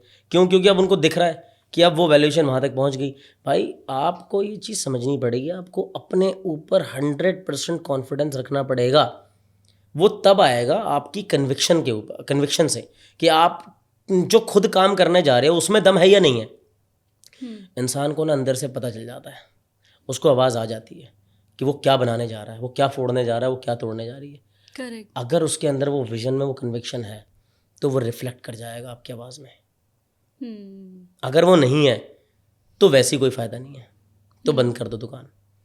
पैशन के लिए अगर काम कर रहे हो ना, जान लगी पड़ी है ना, जब सब कुछ झोंक रखा है ना अपना, तभी बिजनेस करो। मज़ा भी तभी है क्योंकि आप हमेशा थ्रिल के एज पे रहते हो। एक स्मॉल फ्लक्चुएशन सब कुछ ख़त्म कर देगी। तो थ्रिल ही इसी चीज़ का है, और क्या चीज़ है। सब कुछ बढ़िया ही चल रहा हो, करोड़ों की टर्नओवर आ रही है, अकाउंट में पैसा पड़ा है, लोगों की सैलरी टाइम पे जा रही है, अरे सब आपकी ईएमआई सब टाइम पे हिट हो रही हैं, तो फिर तो एक मोनोटनी आ गई। फिर तो वो स्टार्टअप का उथल पुथल, उस स्टार्टिंग के जो टाइम का फ्रेम का जो दर्द होता है वो तो आपने एंजॉय नहीं किया। ईएमआईज बाउंस होंगी, सैलरीज डिले होंगी, इन सब को झेलते हुए, और कस्टमर के डिलीवरेबल्स भी डिले होंगे, इन सब चीज़ों की समस्याओं को झेलते हुए भी अगर आप खड़े हो तटस्थ, कॉन्फिडेंट, तो आप रियल बिजनेसमैन हो। इसके साथ एक और चीज़ ऐड ऑन करना चाहूँगी, टीम वर्क। क्योंकि एक फाउंडर भी तभी चीज़ें कर पाता है जब उसकी टीम भी वैसी ही काम करे। ठीक है, अब हर चीज़ पे, हर लेवल पे आप तो नहीं उतर सकते हो, डेफिनेटली आपकी टीम काम करेगी। कई बार जब ऐसा होता है ना, जब कोई स्टार्टअप करना चाहता है या वो बिजनेस स्टार्ट कर चुका है, तो कभी कभी ऐसा होता है कि जैसे किसी ने फ्रेंचाइजी ले ली किसी रेस्टोरेंट की, ठीक है, अब उसके जो शेफ़ है वो कहीं चले गए या उन्होंने छोड़ दिया, तो उसका बिजनेस वहाँ ठप हो गया। अब फाउंडर के पास पैसा भी है, उसके पास कॉन्फिडेंस भी है, उसके पास नॉलेज भी है, उसके पास उस फील्ड की पूरी नॉलेज है, सब कुछ है, लेकिन वो शेफ़ चला गया। या फिर आप जैसे आप इंटीरियर डिज़ाइनर हो, आपके नीचे बहुत सारे लोग काम कर रहे होंगे, ठीक है, कारपेंटर भी होगा, इलेक्ट्रिशियन भी होगा। क्योंकि मैंने भी अभी रिसेंटली, हम लोगों ने भी अपना घर लिया, तो मैंने पूरा इंटीरियर डिज़ाइनिंग से पूरा सब कुछ करवाया है। लेकिन उनकी सबसे बड़ी प्रॉब्लम क्या है, आज ये नहीं आया, आज वो नहीं आया, आज कारपेंटर भाग गया, आज ये हो गया, आज वो हो गया। तो क्या इससे क्या ना, काम डिले होते चले जाते हैं। तो ऐसे ही ये सिर्फ इसी की बात नहीं है, हर एक जो भी स्टार्टअप करता है इंसान, उसके नीचे उसकी टीम काम करती है। तो कहीं ना कहीं वो ब्रेक हो गई तो फिर वो कुछ नहीं कर पाता। ऐसे में मतलब अपनी टीम के साथ उनको कैसे मैनेज हम लोग कर सकते हैं, और कि जिससे आप जो चीज़ डिलीवर करना चाह रहे हो अपने क्लाइंट को वो भी टाइमली हो जाए। आप उस चैलेंज को कैसे लेते हो, और अगर कोई स्टार्टअप करना चाह रहा है और अपनी टीम को कहीं ना कहीं मैनेज करना चाहता है तो वो कैसे करे? अपने सपने के अंदर टीम का विजन जोड़ो, टीम को एम्पावर आपको करना पड़ेगा। आप ये नहीं सोच सकते कि मैं बॉस हूँ तो मैं चीज़ें, things should happen only in my way or highway, ये नहीं हो सकता। आपको अपनी टीम को वो रिस्पेक्ट, वो अथॉरिटी, अकाउंटेबिलिटी, रिस्पॉन्सिबिलिटी, और उसके साथ साथ वो रेम्यूनरेशन जो वो डिज़र्व करती है, वो आपको देना पड़ेगा। Team work makes the dream work, simple सा होता है। चाहे वो छोटी टीम हो, चाहे वो बड़ी टीम हो, team of probably 2 or 3 people और मे बी 200 पीपल। तो क्या होता है, हम लोगों ने तो देखो इसका एक तरीका ऐसा निकाला, हमने अपनी टीम के अंदर ही एंटरप्रेन्योरशिप बना दी। अच्छा। हाँ, मैंने अपनी टीम में जितने लोग काम कर रहे थे, तो मुझे लगा कि मेरी फैक्ट्री में नुकसान हो रहा है, चोरी हो रही है, माल वेस्ट हो रहा है बहुत सारा। तो मेरा जो प्रोडक्शन हेड था और मेरा जो प्रोडक्शन सुपरवाइज़र था, मैंने उन दोनों के नाम पे एक कंपनी खोल दी और उनको बोला आज तुम इस कंपनी के मालिक हो। अब कितना बड़ा मैंने स्टेप उठाया। ब्रांड कैटल के under the umbrella of brand cattle 2 more companies formed, जिसके 2 नए जीएसटी बने। वो जीएसटी सरकार को भी फ़ायदा हुआ, अब आज की डेट में मेरी फैक्ट्री के अंदर एक लकड़ी के टुकड़े की भी वेस्टेज नहीं है। क्यों? क्योंकि अब अगर उसके अंदर कुछ भी काम हो रहा है तो उसके साथ यही डील हो गई कि भाई काम आएगा। ब्रांड कैटल 100% काम तेरी कंपनी को देगी। अगर हमारा 20% मार्जिन है तो 5% मार्जिन हम काट के 15% 10% तुझे पास ऑन करेंगे। तो पहले तू 70,000 80,000 रुपये महीना कमाता था, आज वो 2.5 लाख रुपये महीने कमा रहा है। मेरा क्या गया? आपको तो फायदा ही हो गया। मेरा फायदा हो गया। हाँ। कुछ परसेंटेज को कुछ कॉम्प्रोमाइज करके हाँ, बिजनेस प्रॉफिट के, correct, कोई बात नहीं। उसी काम को वो 2 बार करते थे, वो परसेंटेज वैसी बह जाती थी।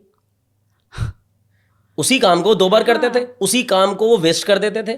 तो या तो मैं अब ठीक है 50 CCTV लगवा लो, या तो मैं बैठा रहूँ यही सब दिमाग लगाता रहूँ। तो भाई अपने को वो नहीं करना, क्योंकि अपन लोग सॉर्टेड है, हमें मालूम है कि सब यहीं रह जाना है, एक भी रुपये ऊपर लेके कोई जाएगा नहीं। तो सुकून ज़्यादा ज़रूरी है। सुकून ज़्यादा ज़रूरी है तो कैसे करें काम? तो भाई साहब सबको एंटरप्रेन्योर बनाओ। फिर वो उस लगन के साथ भी वो काम उसी करेगा लगन कि मेरी बोल तो कंपनी रहा है। हूँ, उसी लगन के साथ काम करता है। वो हमारे पीछे बढ़ता है, सर जल्दी से मटेरियल नहीं आया, ये प्लाई नहीं आया, ये MDF नहीं आया, ये पेंट नहीं आया, ये लोहा नहीं आया, लंगड़ नहीं आया, सब लिस्ट बना के तैयार रहता है। पहले हम लिस्ट मांगते मांगते थक जाते थे, उसके पीछे दौड़ते थे। Right. हाँ दे रहे हैं सर, अभी बना रहे हैं, भेज रहे हैं, लटके रहो। आज की डेट में खड़ा रहता है वो, सर जल्दी से लिस्ट मांगा के दो, मुझे काम करना है। तो ये डालो ना, ये चीज़ आपको अपने अंदर अपना दिल थोड़ा बड़ा रखना पड़ेगा। और ना अब हमें कुछ देखना पड़ता है, क्वालिटी भी खुद चेक करता है। क्योंकि अगर माल रिजेक्ट हो गया तो बेटा सारा तेरा वापस, जो फेलियर है वो तेरे ऊपर ही है, जो सक्सेस है वो भी तेरे ऊपर ही है। अपने आप बनाता है, अपने आप जाता भी है, लगाता भी है। तो मेरे लिए स्केलेबल मॉडल बन गया। मैं पहले 1 महीने में 3 प्रोजेक्ट 4 प्रोजेक्ट कर पाता था, आज मैं 8 करता हूँ। तो आपके पास तो ये ऑप्शन है। ऑप्शन है नहीं मैडम, ऑप्शन बनाया गया है। अब जो जो जो क्या कहते हैं, अपना रेस्टोरेंट खोलना चाहता है, अब शेफ चला गया, वो क्या करेगा? तो शेफ ना जाए ना, क्यों गया शेफ? शेफ के अंदर देखो ना भाई, शेफ क्यों चला गया? उसकी सैलरी थी 30,000 रुपये या 40,000 रुपये। अगर वो डिजर्व करता था लाख रुपए, वो क्यों गया? वो कहाँ गया? वो कहीं तो जाके उसने 2 ही काम करे होंगे, या तो उसने अपना खुद का कोई ठिया खोल लिया होगा, या कहीं या किसी बड़ी कंपनी में ज्वाइन किया होगा। तो आज आप उसे अगर 20,000 रुपये, 25,000, 30,000 जो भी आप सैलरी दे रहे थे, उसकी सैलरी वहां पे जाके कितनी लगी होगी? 40,000। एग्जाम्पल के तौर पे कह रहा हूँ। तो आप उसे बैठा के डील करो ना कि ये रेस्टोरेंट तेरा ही है यार, पूरे प्रॉफिट का 2% तेरा जाएगा, 5% तू भी ले, प्रॉफिट का हिस्सा दो। सैलरी मत दो, शुद्ध मुनाफे का हिस्सेदार उसे बनाओ। अगर उसको हिस्सेदार बना लिया अपने व्यापार में, तो फिर वो व्यापार आपका अकेला नहीं, फिर वो डबल इंजन की सरकार होगी। फिर 2 इंजन खींचेंगे उसको, तब व्यापार रॉकेट की तरह ऊपर जाएगा। वाह, बहुत सारे लोग जो इसको सुन रहे होंगे तो उनको भी समझ में आ रहा होगा, अच्छा ये भी टेक्निक की जा सकती है। अच्छा, एक एंटरप्रेन्योर बनने के लिए बेस्ट क्वालिटीज़ क्या होनी चाहिए कि ये इसके साथ तो कॉम्प्रोमाइज़ करना ही नहीं चाहिए और होना भी नहीं चाहिए? दिलेरी सबसे पहला पॉइंट है, दिलेरी, करेज। करेज से इम्पोर्टेंट कुछ। करेज मतलब ठीक है यार, ख़त्म, जो आएगी समस्या देखेंगे, फाड़ देंगे, उठा के पटक देंगे, क्या प्रॉब्लम है, आने दे, देखूं तो सही क्या है। क्या करेज मतलब ठीक है यार, हम लोग स्टार्टिंग में यार EMI बाउंस हो रही है, भाई लोन ले रखा है, उसकी डेट लगी हुई है, क्या कर लोगे परेशान होकर भी? मेहनत करो। मतलब गाना याद आता है, बॉलीवुड ने कुछ ही चीज़ें अच्छी दी हैं हमें, मेहनत कर, पसीना बहा, रुकना और थकना है मना, देख जीतना चाहे गर तू यहाँ, कर खुद को तैयार यहाँ, गेट रेडी टू फाइट। तो ये चीज़ें आप समझो कि आपको अपने अंदर वो जुझारूपन, वो करेज समझते हो ना, कि किसी भी लेवल पे लड़ने की क्षमता, वो दिलेरी, वो जिगरा अगर आप कह लो, वो अगर है एंटरप्रेन्योर में, बस उसके अलावा बाकी सारी चीज़ें अपने आप वो सीख लेता है। और कलेजा तो ना माँ के पेट से लेकर ही पैदा होता है इंसान। जो पहलवान होता है ना, जो कुश्ती लड़ता है, वो कलेजा लेकर ही आता है। तो उसी तरीके से एंटरप्रेन्योरशिप का दंगल जब आप इस सोसाइटी में और समाज में लड़ रहे हो, तो बहुत सारे लोग आपको डिमोटिवेट भी करेंगे। सबसे पहले 4 चीज़ें होंगी आपके साथ। सबसे पहले होगा अस्वीकार, मना किया जाएगा, नहीं माना भाई। फिर उसके बाद होगा आपका दमनकारी, लोग आएंगे आपको दबाएंगे। उसके बाद आपको कुचलने की कोशिश करी जाएगी कि बिल्कुल ही ख़त्म कर दिया जाए। उसके बाद लोग आप पे धीरे धीरे, अगर आप फिर भी खड़े रहे, इन तीनों में भी आप अगर तटस्थ हो, तब जाके लोग आपके ऊपर हल्का हल्का फिर लांछन लगाने की कोशिश करेंगे। फिर आपके कैरेक्टर असैसिनेशन के ऊपर सवाल उठ जाएगा। फिर आपके कैरेक्टर को किसी तरीके से ये नहीं करा, वो नहीं करा, 50 चीज़ें लोग ढूंढ के लाएंगे, ये कंपनी में ये कहा हुआ है, फाउंडर में ये है। इन चारों स्टेज से अगर आप गुजर गए, फिर आप एकदम, कहते हैं ना, सोना जितना तपता है उतनी ही ताकत भरता है। तो उस तरीके से आप जब ये रिश्ते हुए, मेहनत करते हुए, पगडंडियों से छलांग मारते हुए, एक एक कदम बर कदम, दर दर दर दर भटकते हुए एक टाइम ऐसा आएगा जब आप अपनी मंजिल पे पहुंच जाओगे। आपके साथ क्या हुआ था? यही हुआ था, किसने सारी चीज़ें लांछन हुई थी। लगाया आपके ऊपर? देखिए, लांछन लगाने वाले लोग ऐसा कुछ कॉम्पिटिटर्स होते हैं, जहाँ पे मैं कुछ लगाऊँ से, जहाँ से मैं नौकरी करके आया हूँ, शायद उनमें से कई लोगों को नहीं लगा हो अच्छा कि यार ये कैसे, ये तो हमारे ही सामने खड़ा हो गया। मैंने 10 साल में 5-6 कंपनियां चेंज करी होंगी, तो कहीं ना कहीं उनमें से किसी को लगाओ, वो लोग भी अड़े आए, क्योंकि वो उसकी कंपनी में वो कस्टमर मैं ही लेकर आया था। जब मैंने खुद अपनी ब्रांड कैटलिस्ट शुरू करी तो मैं लाऊंगा ही ना वो कस्टमर, मैं भी जाऊंगा। तो जब मैं वो कस्टमर पहुंचा तो भाई साहब वो भी बैठे हुए हैं, तो अब वो ये सोच रहे हैं कि ये यहाँ पे कैसे आ गया। अरे भाई, तेरी कंपनी में मैं ही लेकर आया था। ये समझने वाली बात है, समझ नहीं रही दुनिया। और आप चाहे समझो चाहे ना समझो, इतना इनसिक्योर होने की ज़रूरत नहीं है। तो आपको दर बदर मेहनत का गेम है सारा का सारा। तो यही सब चीज़ें हुई थी हमारे साथ भी। बट क्या है कि आप इन सब चीज़ों को दरकिनार करते हुए अपने main target, main focus, main goal जो आपने लिया है, जो एक टारगेट ले रखा है, आप उसके ऊपर काम करो, आपको मंजिल अपने आप मिल जाएगी। एक एंटरप्रेन्योर जब बनता है तो उसके ना उसका जो व्यू होता है ना, जो विजन होता है, वो बहुत दूर का होता है, वो बहुत दूर का सोचता है। जब आपके पास कोई क्लाइंट आता है तो आप पहले क्लाइंट की साइकोलॉजी कैसे पढ़ते हो, इस क्लाइंट को क्या चाहिए, क्योंकि आपको उससे बिजनेस चाहिए ना, आपको उसे अपना क्लाइंट बनाना है, और शॉर्ट टर्म के लिए नहीं, लॉन्ग टर्म के लिए। तो आप उसकी सबसे पहले साइकोलॉजी क्या पढ़ते हो, और आपको क्या लगता है कि अगर कोई भी आप स्टार्टअप करना चाह रहे हो या कोई बिजनेस कर रहे हो तो आपको अपने क्लाइंट को समझना पहले बहुत ज़रूरी है। तो वो क्या चीज़ें होती हैं? तो एक बात आप इसको ऐसे समझिए, put your self in side his shoes. आपको उसके जूतों में अपना पैर रख के ही समझना पड़ेगा कि यार वो एग्जैक्टली क्या चाह रहा है। दो चीज़ें आपको करनी है सिर्फ, या तो उसके टारगेट को पूरा कराने में उसकी हेल्प करो, या फिर वो कहीं किसी प्रॉब्लम में फंसा है तो उस प्रॉब्लम का सोल्यूशन निकालने में उसकी हेल्प करो। तो आपको बस यही समझना है कि यार एग्जैक्टली जैसे मैंने बताया कि दो चीज़ों पे काम कर लो, कि उसकी प्रॉब्लम क्या है और उसका टारगेट अचीव करने में उसकी हेल्प करानी है। एग्जाम्पल आपने पूछा, हमारा फर्स्ट ज्वेलरी ब्रांड जो हमने क्रैक किया, अब हमारी शुरुआत कैसे हुई। उनका प्रॉब्लम था कि 2021 में कोविड की सेकेंड वेव चल रही थी, second wave of Covid, if you remember. वो लोग सारा का सारा जो फर्नीचर फिक्सचर जो उनके शोरूम में डिस्प्ले मटेरियल लगता है वो सिंगापुर से इम्पोर्ट करते हैं। ओके। उस टाइम पे 100% इम्पोर्ट था, अभी कम है। तो क्या हो रहा था कि जो भी वो माल ला रहे थे, कस्टम में माल फंस रहा था बार बार। They were searching for an Indian vendor.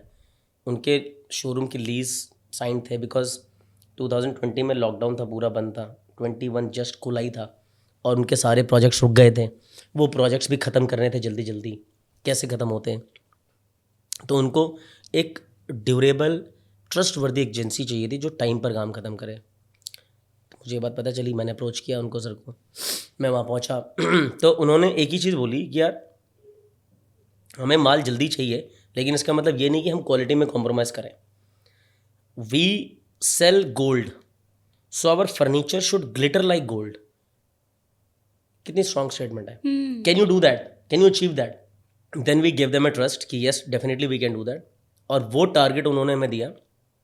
They give us 15 days tentative time to achieve that target. एक प्रोटोटाइप बनाना था, एक सैम्पल बनाना था, जो कि हूबहू सिंगापुर से जो आता था उसको एग्जैक्ट क्वालिटी मैच करनी थी। अच्छा। हमारे पास उस टाइम पे कोई ज़्यादा फैसिलिटी या ज़्यादा मशीनरी पॉइंट इस तरफ नहीं था, बट लेकिन सीख के, समझ के, क्योंकि हमने काम करा हुआ था, इंडस्ट्री के लोग अपने पास थे, तो तुरंत अटैक लगा के बिल्कुल 6-7 दिन रात दिन कंटिन्यू काम किया मैंने और मेरे को फाउंडर ने, और हमने वो क्वालिटी अचीव कर ली। और जबकि आपने इससे पहले कभी काम नहीं किया हमने था ज्वेलरी इंडस्ट्री में कभी ज्वेलरी नहीं में? किया था। ओके। हमें पहली अपॉर्चुनिटी मिली। क्या होता है ना, मैंने आपको बोला ना, मौका, आप बोल रहे हो आपके पास ये था, आपके पास ये नहीं, मौके बनते कैसे हैं आपको रोज़ अटैक करना है, आपको अपनी तैयारी इतनी रखनी है, आपको पूरा तैयार रहना है। आप पूरे तैयार बैठे हो, अच्छे से बैठे हो, मैंने पूरी तैयारी कर रखी है, मैं पूरी जान से मेहनत कर रहा हूँ। एक टाइम ऐसा आएगा कि जब वो दरवाज़ा मिलेगा, फिर जब वो दरवाज़ा खुलता है तो आपको फट से घुस जाना है उसके अंदर। यही वहाँ पर मैंने किया। मेरे 10 साल की नौकरी की वो एक्सपीरियंस, वो सीखना, वहाँ पे धक्का खाना, अर्ली हैंगअप्स, रिजेक्शंस, सेल्स रिजेक्शन, वो सब सीख के जब आप बनते हो इंसान मजबूत, तब जाके आप एक कंपनी के कॉर्पोरेट के एक चेयरमैन के साथ आपकी मीटिंग फिक्स हो रही है। वहाँ पर आपको उतना ही बोलना है नपातुल्ला जितना वो सुनना चाह रहा है, उसकी प्रॉब्लम का सोल्यूशन देना, और बाकी कोई दयामाई की बात नहीं करनी। वही किया। 10 दिन में अपने रिजल्ट्स के साथ उसको प्रूफ किया, प्रोटोटाइप अप्रूव हुआ, और हमें एक साथ 10 मालाबार शोरूम्स का ऑर्डर मिला, biggest order, second year of our journey. तो ऑलमोस्ट उसकी कॉस्ट 10 से 12 करोड़ का काम था, सोचो, एक साथ, because I want there trust. नहीं तो आप जब किसी अच्छे ब्रांड के साथ जाते हैं ना, तो वो ब्रांड पूछता है आपने कहाँ कहाँ काम किया है। तो आपके पास तो कोई एक्सपीरियंस नहीं था, आपने कभी ज्वेलर्स में आपने कभी कुछ काम ही नहीं किया था, फिर उन्होंने पूछा नहीं आपसे? हाँ, वेरी गुड, उन्होंने बिल्कुल पूछा, उन्होंने हमारी कैपेबिलिटीज़ देखी। लेकिन क्या होता है कि कभी, मैंने आपको बोला ना, वो भी फंसे हुए थे। हमने भले ज्वेलरी में नहीं काम कर रखा था, लेकिन हमने इंटीरियर में काम कर रखा था। हमने वीवो के शोरूम बनाए हुए थे, हमने पिज़्ज़ा हट रेस्टोरेंट बनाया हुआ था। ये उनके लिए भी बहुत बड़े एक रिस्क था कि हम उसको कर पाते या नहीं कर पाते। तो इसमें उनका क्या गया, उन्होंने हमें बोला कि भाई मैं तुम्हें 15 दिन का टाइम दे रहा हूँ, ये मेरा काउंटर है, इसको 15 दिन के अंदर अंदर कॉपी कर दोगे, अगर अचीव कर लेते हो तो मैं तुम्हें ऑर्डर दूंगा ना। बिल्कुल। तो उसका कोई रिस्क थोड़ी था, उनका तो ऑर्डर लगा ही हुआ था सिंगापुर का। तो हमने अपनी मेहनत से, क्योंकि हम उस इंडस्ट्री से हैं, हमें उस, ऐसे मैं बोल रहा हूँ कि आप भी अपनी इंडस्ट्री से हैं, कोई खाना अच्छा बनाता है, कोई वकालत अच्छी करता है, कोई कैमरा अच्छा देखता है, कोई कंटेंट अच्छा लगता है, कोई कुछ भी करता है, जो भी आपका फील्ड है, आप अपनी फील्ड में देखो कि आप अपनी फील्ड में किस चीज़ में आपकी महारत हासिल है। तो हम अगर उस चीज़ को बढ़िया से कर सकते थे, मेरा एक अपना इकोसिस्टम बना हुआ था, मैंने अपनी सोर्सेज के थ्रू उस सैम्पल को क्रैक किया। 15 दिन का टाइम में मैंने विदिन अ वीक क्रैक किया। 2 दिन उसके ऊपर मैंने R&D सेशन लगाया ताकि वो एक भी लेवल पे रिजेक्ट नहीं होना चाहिए। और 10th डे उनकी टीम को मैंने इनवाइट किया, वो आए, उन्होंने अप्रूव किया उसको, क्योंकि हमने एग्जैक्टली कॉपी कर दिया था। तो ऐसे होता है, क्या होता है कि या तो आपने काम कर रखा उस इंडस्ट्री में, फिर आपको सीधा काम मिल जाता है। तो हमें सीधा काम नहीं मिला, पहले उन्होंने ट्राई किया कि तू हमारे काम को टेस्ट भी कर पाएगा, नहीं कर पाएगा। मान लीजिए माइक बनाने वाली कंपनी है, बढ़िया, अब आपको इसी माइक बनाने का ऑर्डर देना है, तो आपको बोलेंगे चल ठीक है, मेरे को इसका एक सैंपल बना के दे। तुमने वो सैंपल पहले क्रिएट करके दिया, वो अप्रूव हो गया, फिर जाके ऑर्डर मिले। इस तरीके से होता है।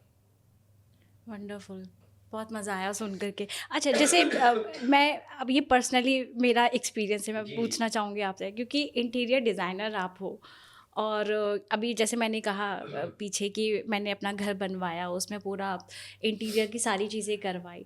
एक चीज़ बड़ी प्रॉब्लम है, आप लोग है ना धोखा इतना देते हो कि आज इस काम में इतना देरी हो जाएगा, मतलब जो टारगेट था, जो टाइमलाइन थी, वो थी 1 महीने की, और वो खींच करके 6 महीना 7 महीना, और अभी तक भी काम चल ही रहा है।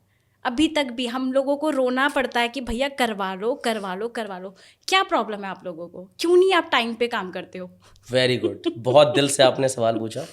तो देखिए, मैं वो ये अगर पॉडकास्ट देख रहे होंगे ना, हाँ, आज उन्हें पता चलेगा नहीं मैम कोई तो बहुत भरी बैठी भरी अंदर बड़ी, से। हाँ, वो बहुत अच्छी बात है, बिल्कुल। अब मैं उनकी तरफ से बोलता हूँ। मैं कहता हूँ, देखिए मैम, ऐसा है कि हमारी इंडस्ट्री के वो लोग हैं जिनसे आप प्रताड़ित हुई हैं। तो पहली बात, हम तो नहीं है, तो हम क्षमा चाहते हैं कि अगर फिर भी आपको दिक्कत हुई हो तो।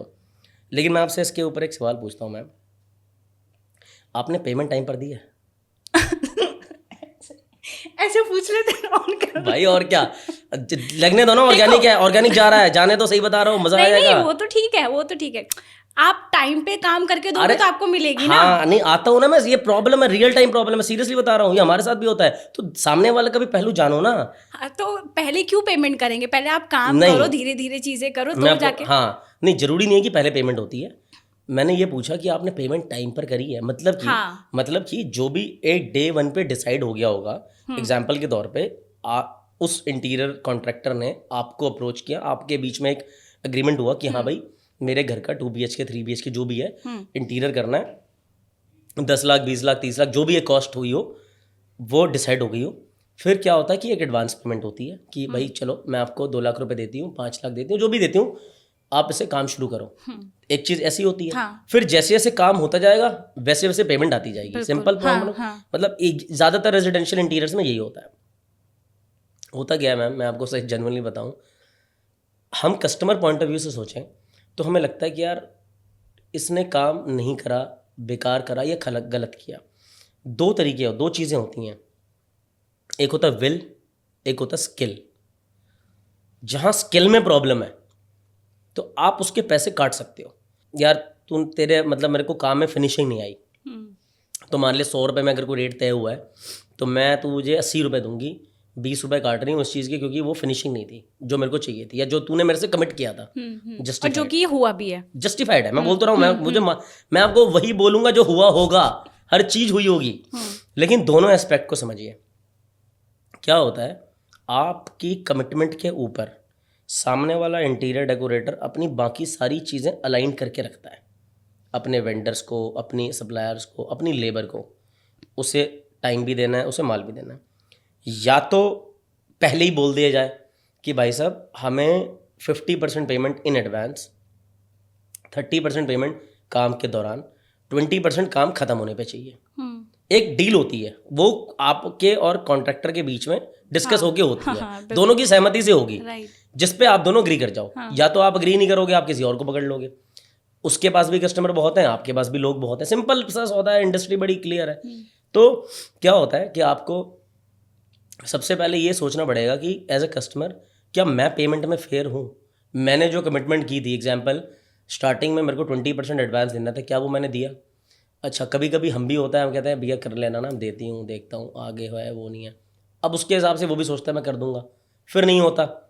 फिर वो क्या करता है, फिर क्वालिटी में कॉम्प्रोमाइज़ करना शुरू करता है। उसको लगेगा मैंने HDHMR बोर्ड बोला था, वो HDHMR नहीं लगाएगा, नॉर्मल प्लाई बोर्ड लगा देगा या पार्टिकल बोर्ड लगा देगा। अब बोर्ड लकड़ी का टुकड़ा है, मान लीजिए, मैं आपको दिखाता हूँ। ये मान लीजिए बोर्ड है, ठीक है। अब इसके ऊपर लैमिनेट आ गई, माइका आ गई, या PU फिनिश हो गया।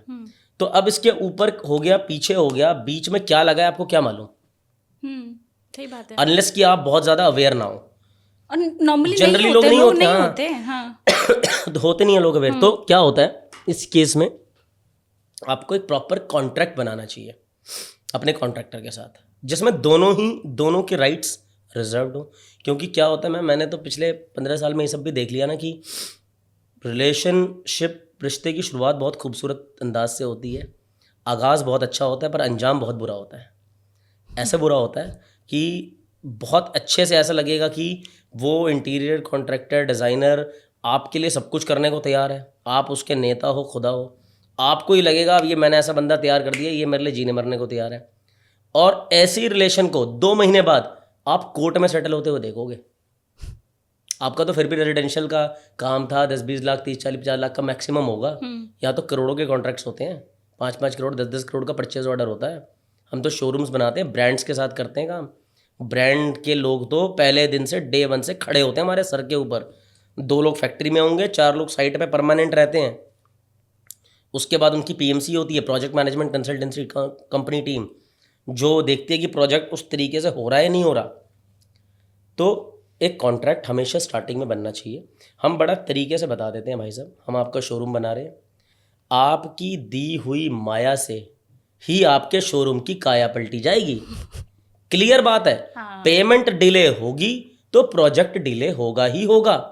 ये हर जगह का है और आप ही का सवाल नहीं है, ये हज़ारों लोगों का सवाल होगा जो काम करवाना चाह रहे होंगे अपना। तो उन सब से मेरी गुजारिश है कि आप अपनी पेमेंट पे भी फेयर रहो यार। आपने जो कमिटमेंट करी है किसी भी इंटीरियर कॉन्ट्रैक्ट, आप पहले डे 1 से वो रहो ना, लिखित में लो सारी चीज़ें। कॉन्ट्रैक्ट करने का एक तरीका है बहुत शानदार, जो चीज़ एक बार लिख दी ना आपने, तो ना आप पलट पाओगे ना वो पलट पाएगा। इंडिया में ये सब चीज़ें मानता कौन है? कॉन्ट्रैक्ट पे हो गया, अरे ठीक है, अपनी आपस की बात है, ठीक है कर लेते हैं, ऊपर नीचे थोड़ा बहुत तो चलता ही रहता है। वो थोड़ा बहुत देखो, वो अंडरस्टैंडिंग है आपकी और मेरी आपस की, थोड़ा बहुत चलता रहता तो चल जाएगा, वो चल जाता। लेकिन थोड़ा बहुत नहीं हुआ होगा ना, बहुत ज़्यादा हुआ होगा ना, तभी आप इतने भरे पड़े हो। समझो ना बात को, आप इस बात को समझो। हाँ। लेकिन अगर आप डे 1 पे कॉन्ट्रैक्ट कर लेते कि भाई साहब ये कॉन्ट्रैक्ट कर लिया गया है, अगर आपने इस काम को इतने दिनों में ख़त्म कर दिया तो आपको इस हिसाब से पेमेंट मिलेगी। अगर जैसे जैसे प्रोजेक्ट डिले होगा किन्हीं कारणों की वजह से उसमें हो सकता है कि कारण आपका भी हो, आपके परमिशन नहीं आए हो या आपने अप्रूवल टाइम पर नहीं दिया हो, उसने आपको डिज़ाइन भेजा हो कि यार इस दीवार पे मैं ये कर रहा हूँ, आपने उसमें 3 दिन लगा दिए हो अप्रूवल देने में, आप बिजी हो कहीं पर, होता है हमारे साथ कई बार। तो आपने 3 दिन लगा दिए तो 3 दिन तो प्रोजेक्ट डिले हो गया ना, जब तक आप ओके नहीं करोगे तब तक कैसे गाड़ी आगे बढ़ेगी। ये रेजिडेंशियल क्लाइंटों के साथ ज़्यादातर होता है। रिटेल में जहाँ पे कंपनीज इन्वॉल्व है वहाँ पे बहुत, एक काम को करने के लिए बहुत सारे लोग होते हैं, वहाँ पे ऐसी प्रॉब्लम्स नहीं आती हैं। तो क्या होता है कि अब इंडिया इतनी वास्ट कंट्री है, अब आप देखो कि एक ही जॉनर ऑफ बिजनेस में रेजिडेंशियल सेक्टर में लिव स्पेस, होमलेन, बड़ी बड़ी कंपनियां यूनिकॉर्न बन चुकी हैं। आप इनका ये मतलब सोचो कि 50-50 हज़ार करोड़ की कंपनियां हैं ये लिव स्पेस, इनकी अरे वैल्यूएशन स्पेस देखो। का तो आप, हाँ, मेरा एक्सपीरियंस बड़ा बड़ा खराब रहा है। मैं वही एग्जैक्टली बिल्कुल मैं आपको आप क्या बताऊं, वेरी बस। गुड, यही मैं आपसे बताना चाह रहा हूँ, यही बोलना चाह रहा हूँ कि कितनी बड़ी कंपनी हो जाए सेटिस्फैक्शन नहीं दे पाती है, क्योंकि ये इंडस्ट्री ही ऐसी है। आंचल जी समझिए बात को, यहां पे दोनों तरफ से एंगल, तभी बोल रहा हूं कॉन्ट्रैक्ट, तभी यहीं पे यही डिफरेंस ब्रांड कैटल क्रिएट कर रही है। लोग हम पे ट्रस्ट क्यों करते हैं? क्योंकि हम डे 1 से क्लियर कर देते हैं। हाँ, मैं यही पूछना चाहती हूँ, आपकी कंपनी में ऐसा क्या है कि हमारी लोग कंपनी आपसे- में बिल्कुल, हमारी कंपनी में ऐसा कोई सीन ही नहीं है, क्योंकि हमने भी ये झेला है, हमने खुद झेला है। हमें लगा यार हम इस प्रोजेक्ट, क्योंकि मैंने अपनी, आप अगर देखोगे ब्रांड कैटल की tagline, India's fastest interior fit out company, जिस प्रोजेक्ट को 3-3, 4-4 महीने लगते हैं खत्म करने में, हम शोरूम विद इन 45 डेज बनाते हैं। आपके चैनल पे, आपकी ऑडियंस के सामने दावा ठोक के, डंके की चोट पे कहता हूं, कितना ही बड़ा इंटीरियर का प्रोजेक्ट हो, 5,000 स्क्वायर फीट, 10,000 स्क्वायर फीट, 45 दिन के अंदर अंदर ब्रांड कैटल शोरूम का उद्घाटन कर देती है, बशर्ते पेमेंट टाइम पर चाहिए। Please understand this. लोग यहीं पर ये चीज नहीं समझते, सामने वाले को तो हम ब्लेम कर देते हैं कि यार आपने ये नहीं करा, वो नहीं करा। इसीलिए कोई कंफ्यूजन ना हो, डे 1 पे बड़ा ब्लैक एंड वाइट तरीके से एक पेपर बना लो। उस पेपर पे उसके लिए भी है, वो आपके लिए भी है। अगर वो डिले करेगा वो आप पे ब्लेम ही नहीं कर पाएगा, देख ले बेटा तू नहीं बोला था, लिखा था मैं, साइन है ना तेरे। अगर मैं आपको लिख के दे रहा हूँ कोई चीज़, मैं साइन कर रहा हूँ, मतलब हम ये नहीं बोल सकते ना कि उसकी वैल्यू नहीं है। देश है भाई, we all are living in a democratic country, अदालत है, कानून है, हर किसी के लॉज बने हुए हैं, कंपनी सेक्शन सबके लगे हुए हैं, कोई ऐसा नहीं लॉ से बाहर काम कर सकता है। हम हर चीज़, हम हर किसी को, we all are abiding law abiding citizens, तो हमें उसके अंदर काम करना है। अब आपको मैंने 26 दिन में दुकान बनाई हुई है, 26 डेज में। मेरे क्लाइंट हैं, महाराष्ट्र में एक पर्व होता है गुड़ी पड़वा, ठीक है, हमने वहीं पर काम किया। 16 मार्च को, 15 या 16 मार्च को डील फाइनल हुई, 9 अप्रैल को गुड़ी पड़वा था, मतलब बिल्कुल 20-25 दिन बाद टाइम हो गया, टारगेट फिट हो गया कि पर्चे छप चुके हैं विकास जी, 9 अप्रैल को चाहिए। मैं आपसे पूछता हूँ, आप तो इस इंडस्ट्री के नहीं हो, आप तो इस इंडस्ट्री के नहीं हो, आपको खुद अपने घर का इंटीरियर कराने में लग गए 4 महीने, 5 महीने, 6 महीने, आज भी काम चल रहा है। आप मुझे ईमानदारी से एक चीज़ बताओ, 3,000 स्क्वायर फीट का शोरूम, 3,000 स्क्वायर फीट का शोरूम, क्या जीवन में पॉसिबल है 26 डेज में करना? ना। इकलौती कंपनी है, कश्मीर से लेकर कन्याकुमारी तक, अटक से लेकर कटक तक, पूरे हिंदुस्तान में ब्रांड कैटल इकलौती कंपनी है जिसने 26 डेज में शोरूम को बनाया नहीं, उद्घाटन करके फीता कटवा कर दे दिया है हमने। और आपने क्वालिटी के साथ कोई कॉम्प्रोमाइज भी नहीं किया। एब्सोल्युटली नहीं किया, तभी तो एक्सेप्ट हुआ। और अगर उसके बाद भी, मैं ये भी कहता हूँ, ज़रूरी नहीं है कि सारे काम, जब आप स्पीड में जाते हो ना, तो स्पीड में कुछ गलतियाँ होती हैं, एक एक, दो दो, तीन तीन चीज़ें कुछ छूट जाती हैं, तो उसके बाद हमारी टीम काम नहीं छोड़ती, हम 100% वहाँ पे अलाइंड होते हैं। जब आपका शोरूम का उद्घाटन हो जाता है, उसके बाद भी हमारी टीम वहाँ पे 5 दिन, 10 दिन, 15 दिन तक रुकती है। फिर आप धीरे धीरे, जो स्नैग्स होते हैं, क्या होता है, एक होता है हैंड ओवर, उसको बोलते हैं होटो, हैंड ओवर टू ऑपरेशंस। अच्छा, होटो कर दिया हमने, हैंड ओवर टू ऑपरेशंस, अब ऑपरेशन टीम आएगी, अपना काम करना शुरू करेगी। और एक होता है सोटो, स्नैग ओवर टू ऑपरेशंस, जो हमें मिलता है, वो हमारी ऑपरेशन टीम को मिलता है। उनकी ऑपरेशन टीम एक स्नैग लिस्ट बनाती है कि भाई साहब आपने दीवार बनाई, बहुत खूबसूरत है, इसमें एक छोटा सा चेंज था, ये डिज़ाइन में नहीं था, ये आपने गलत कर दिया, कोई बात नहीं, आपने पॉइंट नोट कर लिया। ये भाई साहब आपने काउंटर बनाया ग्लास का, इसकी चैनल थोड़ी सी टाइट चल रही है, ढीला कर दो, ठीक है कोई बात नहीं, काम हुआ है, जल्दीबाजी में होता है। ये लाइट लगी है, ये लाइट यहाँ पे 8 लाइटें लगनी थी, आपने 7 ही लगाई, एक रह गई है, कोई बात नहीं। कुछ कुछ चीज़ें एक स्नैक पॉइंट बनता है, उस स्नैक पॉइंट की फिर एक अग्रीमेंट बनता है कि अच्छा। अब ये स्नैक पॉइंट्स हम अगले 15 दिन में 20 दिन में ख़त्म कर देंगे। क्योंकि क्या है कि दुकान बन चुकी है, अब वहाँ पे कस्टमर आ रहा है तो बीच में काम कर नहीं सकते। फिर जब रात को शोरूम बंद होता है, फिर हमारी टीम एंटर करती है, उनकी तरफ से एक बंदा रहता है, रात को गार्ड होता है, धीरे धीरे धीरे धीरे एक एक करके सारे स्नैक्स ख़त्म कर दिए जाते हैं, कस्टमर को हैंड ओवर किया जाता है, सर्टिफिकेट साइन कराते हैं कि भाई साहब ये साइन करके दे दो, ख़त्म। अरे आप ज्वेलर हो, आप अपने ज्वेलरी के बिजनेस पे फोकस करो ना यार, आप कहाँ शोरूम में घुस रहे हो बनाने में, आप अपने धंधे पे फोकस करो। ब्रांड कैटल का मेरा उद्देश्य यही है। तो मेरा ये कहना है कि जो विज़न है वो यही है कि लोगों को हम इतना स्वावलंबी बनाएं कि आपको अपना एक स्टार्टअप, आपने कंपनी खोली, आपको उसका ऑफिस अच्छा चाहिए, लोग अच्छे चाहिए, तो अपनी हायरिंग पे फोकस करो, सेल्स पे फोकस करो, बिजनेस डेवलपमेंट पे फोकस करो। अब वो टीम आके जहाँ बैठेगी, सुंदर सा ऑफिस ब्रांड कैटल बना देगी। आपको अपना शोरूम खोलना है, आपको अपने प्रोडक्ट को बेचना है, डिस्प्ले करना है, तो वो कैसे बिकेगा या और नंबर ऑफ शोरूम्स कितने रेपुटेशन करें, आप उस पर फोकस करो। शोरूम बनाने की जिम्मेदारी ब्रांड कैटल विल टेक केयर ऑफ। और हम उसको इतनी खूबसूरती से बनाते हैं जहाँ पे कोई डाउट ही नहीं है किसी के माइंड में, डे 1 पे क्लैरिटी है, हर आदमी इस दर्द से गुजर ही रहा है। चाहे वो आपका घर बनाने की कहानी हो, चाहे वो किसी को अपना शोरूम बनाया हो, किसी ने अपना ऑफिस इंटीरियर काम किया हो, कहीं पर कुछ भी इशू, ऐसा नहीं है कि हम बड़े सीधे लोग हैं या हमने बिल्कुल हमसे कभी जीवन में गलती हुई नहीं होगी, हमसे भी हुई हैं स्टार्टिंग में दौर में गलतियाँ। उसी गलतियों से सीख करके मैंने कंपनी में इतने इम्प्रोवाइजेंस किए, प्रोविजंस लाया ऐसे, और जो चेंजेस किए, जो बदलाव किए कि भाई ऐसा नहीं करना, हमें किसी कस्टमर, हमें बनना ब्रांड। आज ब्रांड कैटल की अगर 100 करोड़ की वैल्यूएशन है, अगर हमें कोई 100 करोड़ वैल्यू कर रहा है, तो हमें 1000 करोड़ की कंपनी बनना है। तो 1000 करोड़ की कंपनी ब्रांड कैटल ऐसी नहीं बन जाएगी कस्टमर को दुखी करके, कस्टमर को सेटिस्फाई करना है। कैसे सेटिस्फैक्शन होगी? दोनों लेवल पे काम को। मेरा एक मानना है आंचल जी, एक चीज़, और ये मैं मैसेज सब इंटीरियर कॉन्ट्रैक्टर्स को देना चाहूँगा जो मुझे फॉलो करते हो या जो कुछ करना चाहे ब्रांड कैटल जैसा, काम ख़राब करने से अच्छा है काम मत करो। कल ही मेरे पास एक लैब ग्रोन डायमंड, आजकल डेट में डायमंड की जो चलती है, आपने शायद सुना हो कि लैब ग्रोन डायमंड का आजकल बहुत चलन है, लोग बहुत ज़्यादा उस पर फोकस कर रहे हैं और उसके बहुत ज़्यादा रिटेल स्टोर्स आ रहे हैं। तो एक एंटरप्रेन्योर कपल है, वो मेरे पास आए, उन्होंने बोला कि हम लोग अपना अपना शोरूम स्टार्ट कर रहे हैं और हमें मार्च तक 10 शोरूम खोलने, स्टोर खोलने, उसके बाद फंडिंग आएगी, फिर हम लोग 100 स्टोर खोलेंगे, ये करेंगे वो करेंगे। बहुत बढ़िया प्लान था, विजन था, अच्छा विजन था। फिर हमारा प्लान है हम IPO लाएंगे, ऐसा कुछ। मैंने कहा बहुत बढ़िया। तो हमारे बीच में एक शोरूम तकरीबन क्या होता है, अगर 1000 स्क्वायर फीट का है, मैं एक आइडिया देता हूँ आपको, तो ज्वेलरी का शोरूम अगर बढ़िया बनाना है तो कम से कम 4 से 5 हज़ार रुपये स्क्वायर फीट की कॉस्ट आती है। ओके।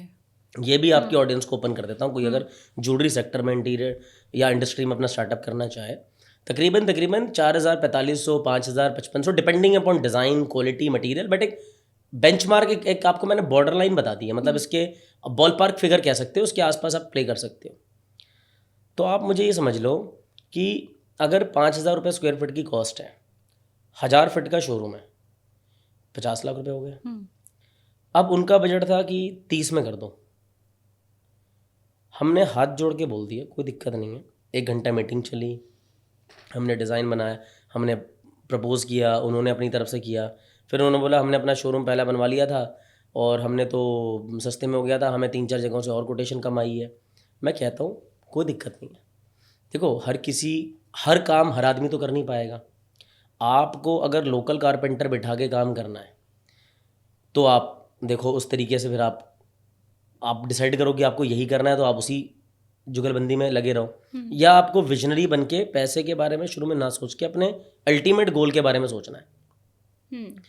तो 2 लोग थे, तो अब वो जो हस्बैंड थे उनके, वो यही चाह रहे थे कि हो जाए सस्ते में। हर कोई चाहता है भाई 30 लाख में हो जाए, नहीं चलो हम 32 दे देंगे, 33 दे देंगे। मैंने कहा देखो सर, 50 लाख की ना कॉस्ट है और ये जेन्युइन है और ये आएगी।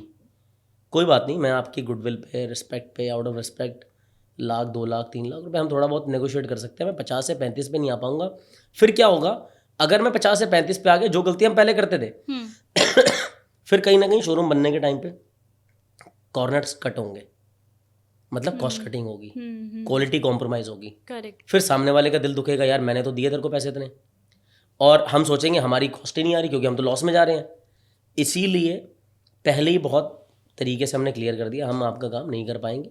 हमारी मीटिंग बहुत अच्छी रही, आगे बढ़ते हैं। अगर आपका बजट हो 50 तक काम कराना है, क्योंकि आप जिस लेवल का काम कराना चाह रहे हो, आपका लेवल वही है, लेकिन आप कॉस्ट उसमें जा रहे हो।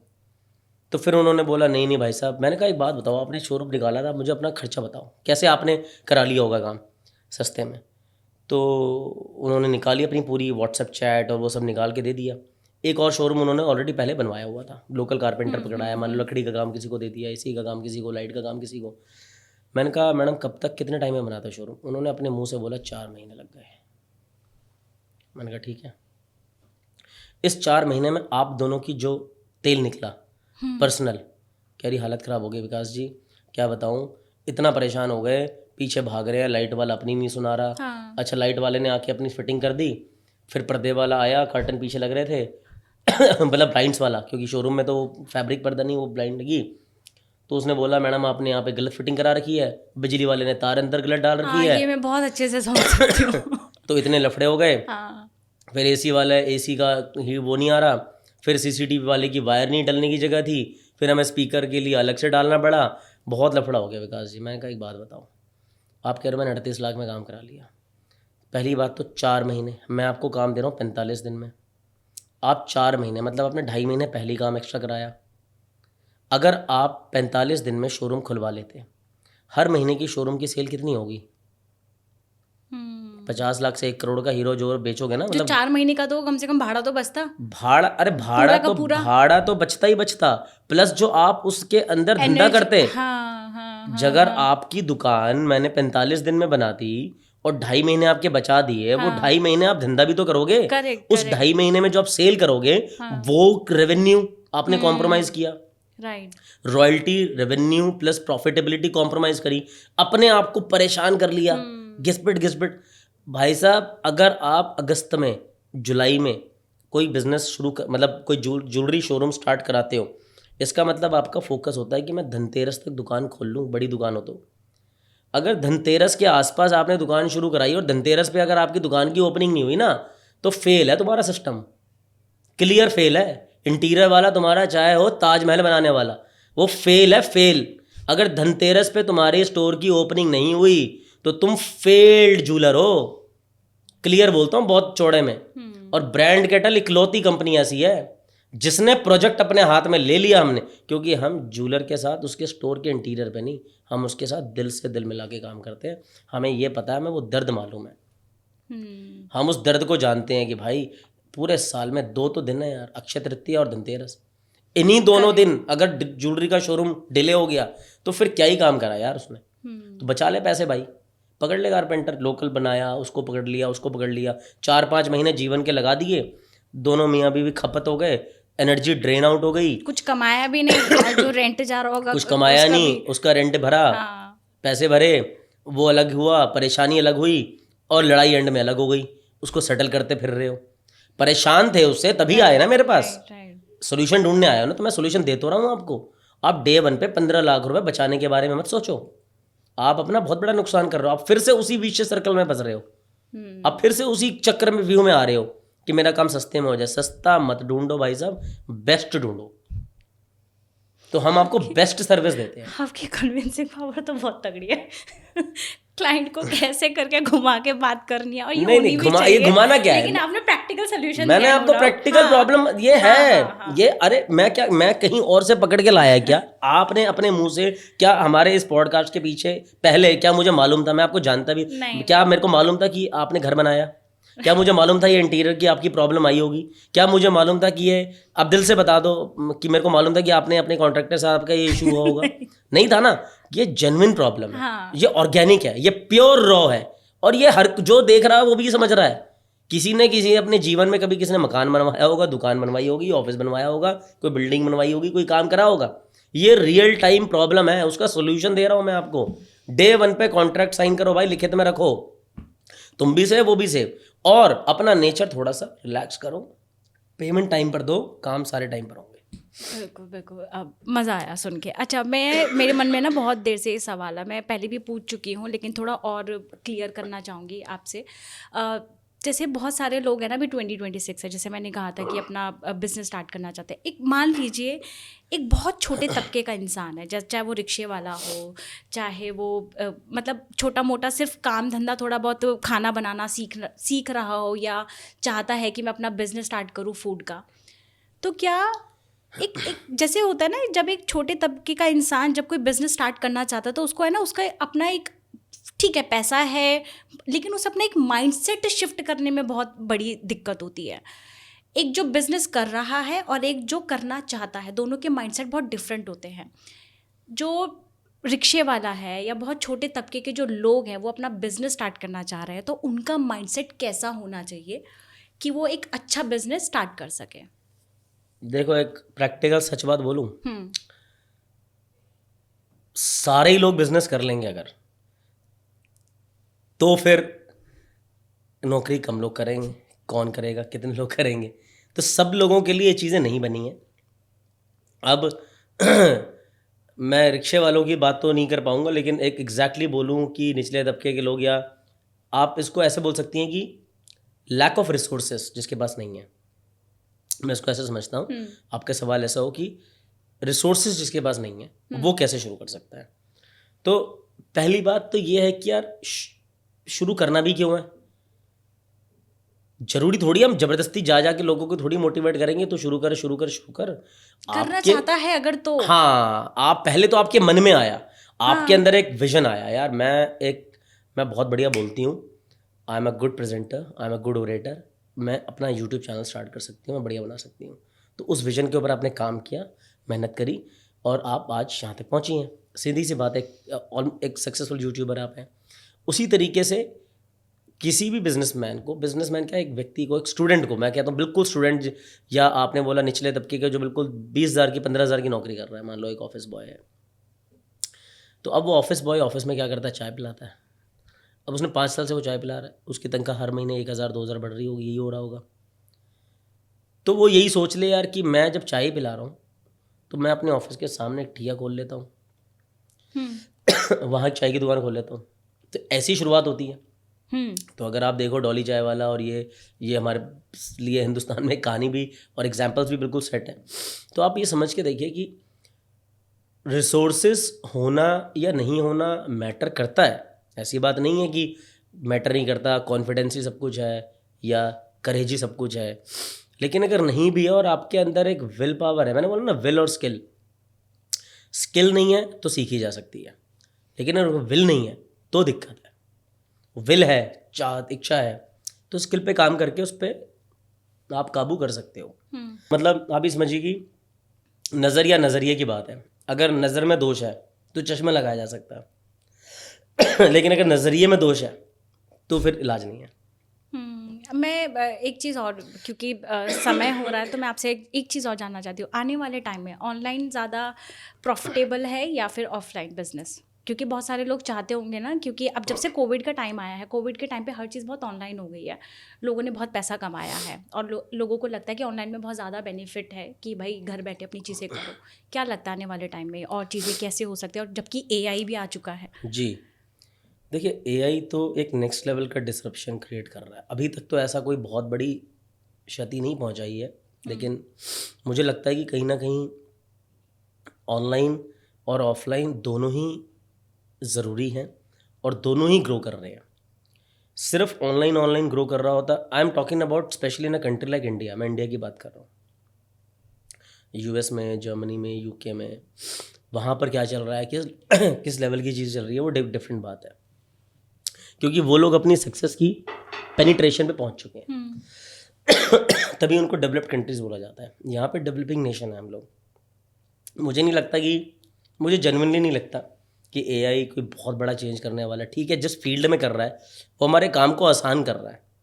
आज की डेट में मान लो एग्जांपल, आप को हेल्प मिल रही है चैट जीपीटी से या जेमिनी एआई से, कि वो आपके काम को, ठीक है आप पहले घंटे सोचती थी, आपको लगता था क्या बनाऊं, तो आपके कंटेंट को आपको बना के हाँ दे रहा है, इजी हो गया ईजी थोड़ा। हो गया। बट बोलना तो आपको पड़ ही रहा है ना अभी भी।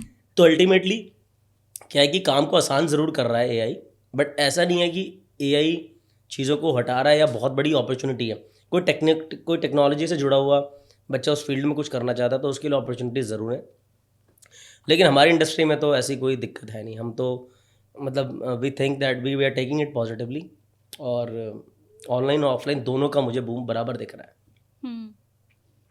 कमोडिटी बिजनेस है ना, डिपेंड करता है कि मतलब उसका एक डिफरेंट जॉनर है, इसका एक अलग डिफरेंट जॉनर है, उसके अलग यूएसपी हैं, इसके अलग यूएसपी हैं।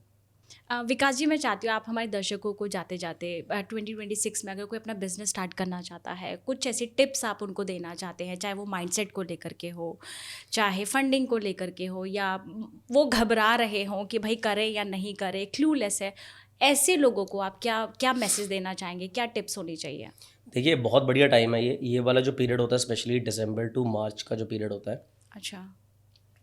बिजनेस और कंपनीज की बहुत सारी बुक्स क्लोज हो रही होती है, नई बुक्स बन रही होती हैं, और जो स्पेशली बैंक होते हैं वो इस टाइम पर फंडिंग के लिए बहुत ओपन होते हैं।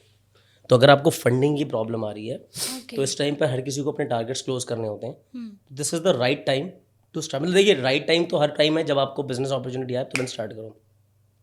बट मैं तो यही बोलना चाहूँगा कि बिल्कुल परफेक्ट टाइम है 2026, वैसे आइडियल टाइम है। आप जो पीछे जितनी चीज़ें हुई हैं, शायद मुझे लगता है कि बहुत सारे न्यूमरोलॉजिस्ट भी यही कह रहे हैं कि नंबर 1 है, सूर्य का साल है तो नया साल है, सबके लिए बढ़िया है। और बिजनेस पॉइंट ऑफ व्यू से डेवलपिंग नेशन हम लोग ऑलरेडी हैं, इतनी अपॉर्चुनिटीज़, इतने सारे प्रोजेक्ट्स गवर्नमेंट ऑफ इंडिया ने लॉन्च किए हुए हैं, उसके साथ साथ प्राइवेट सेक्टर भी बूम पर है।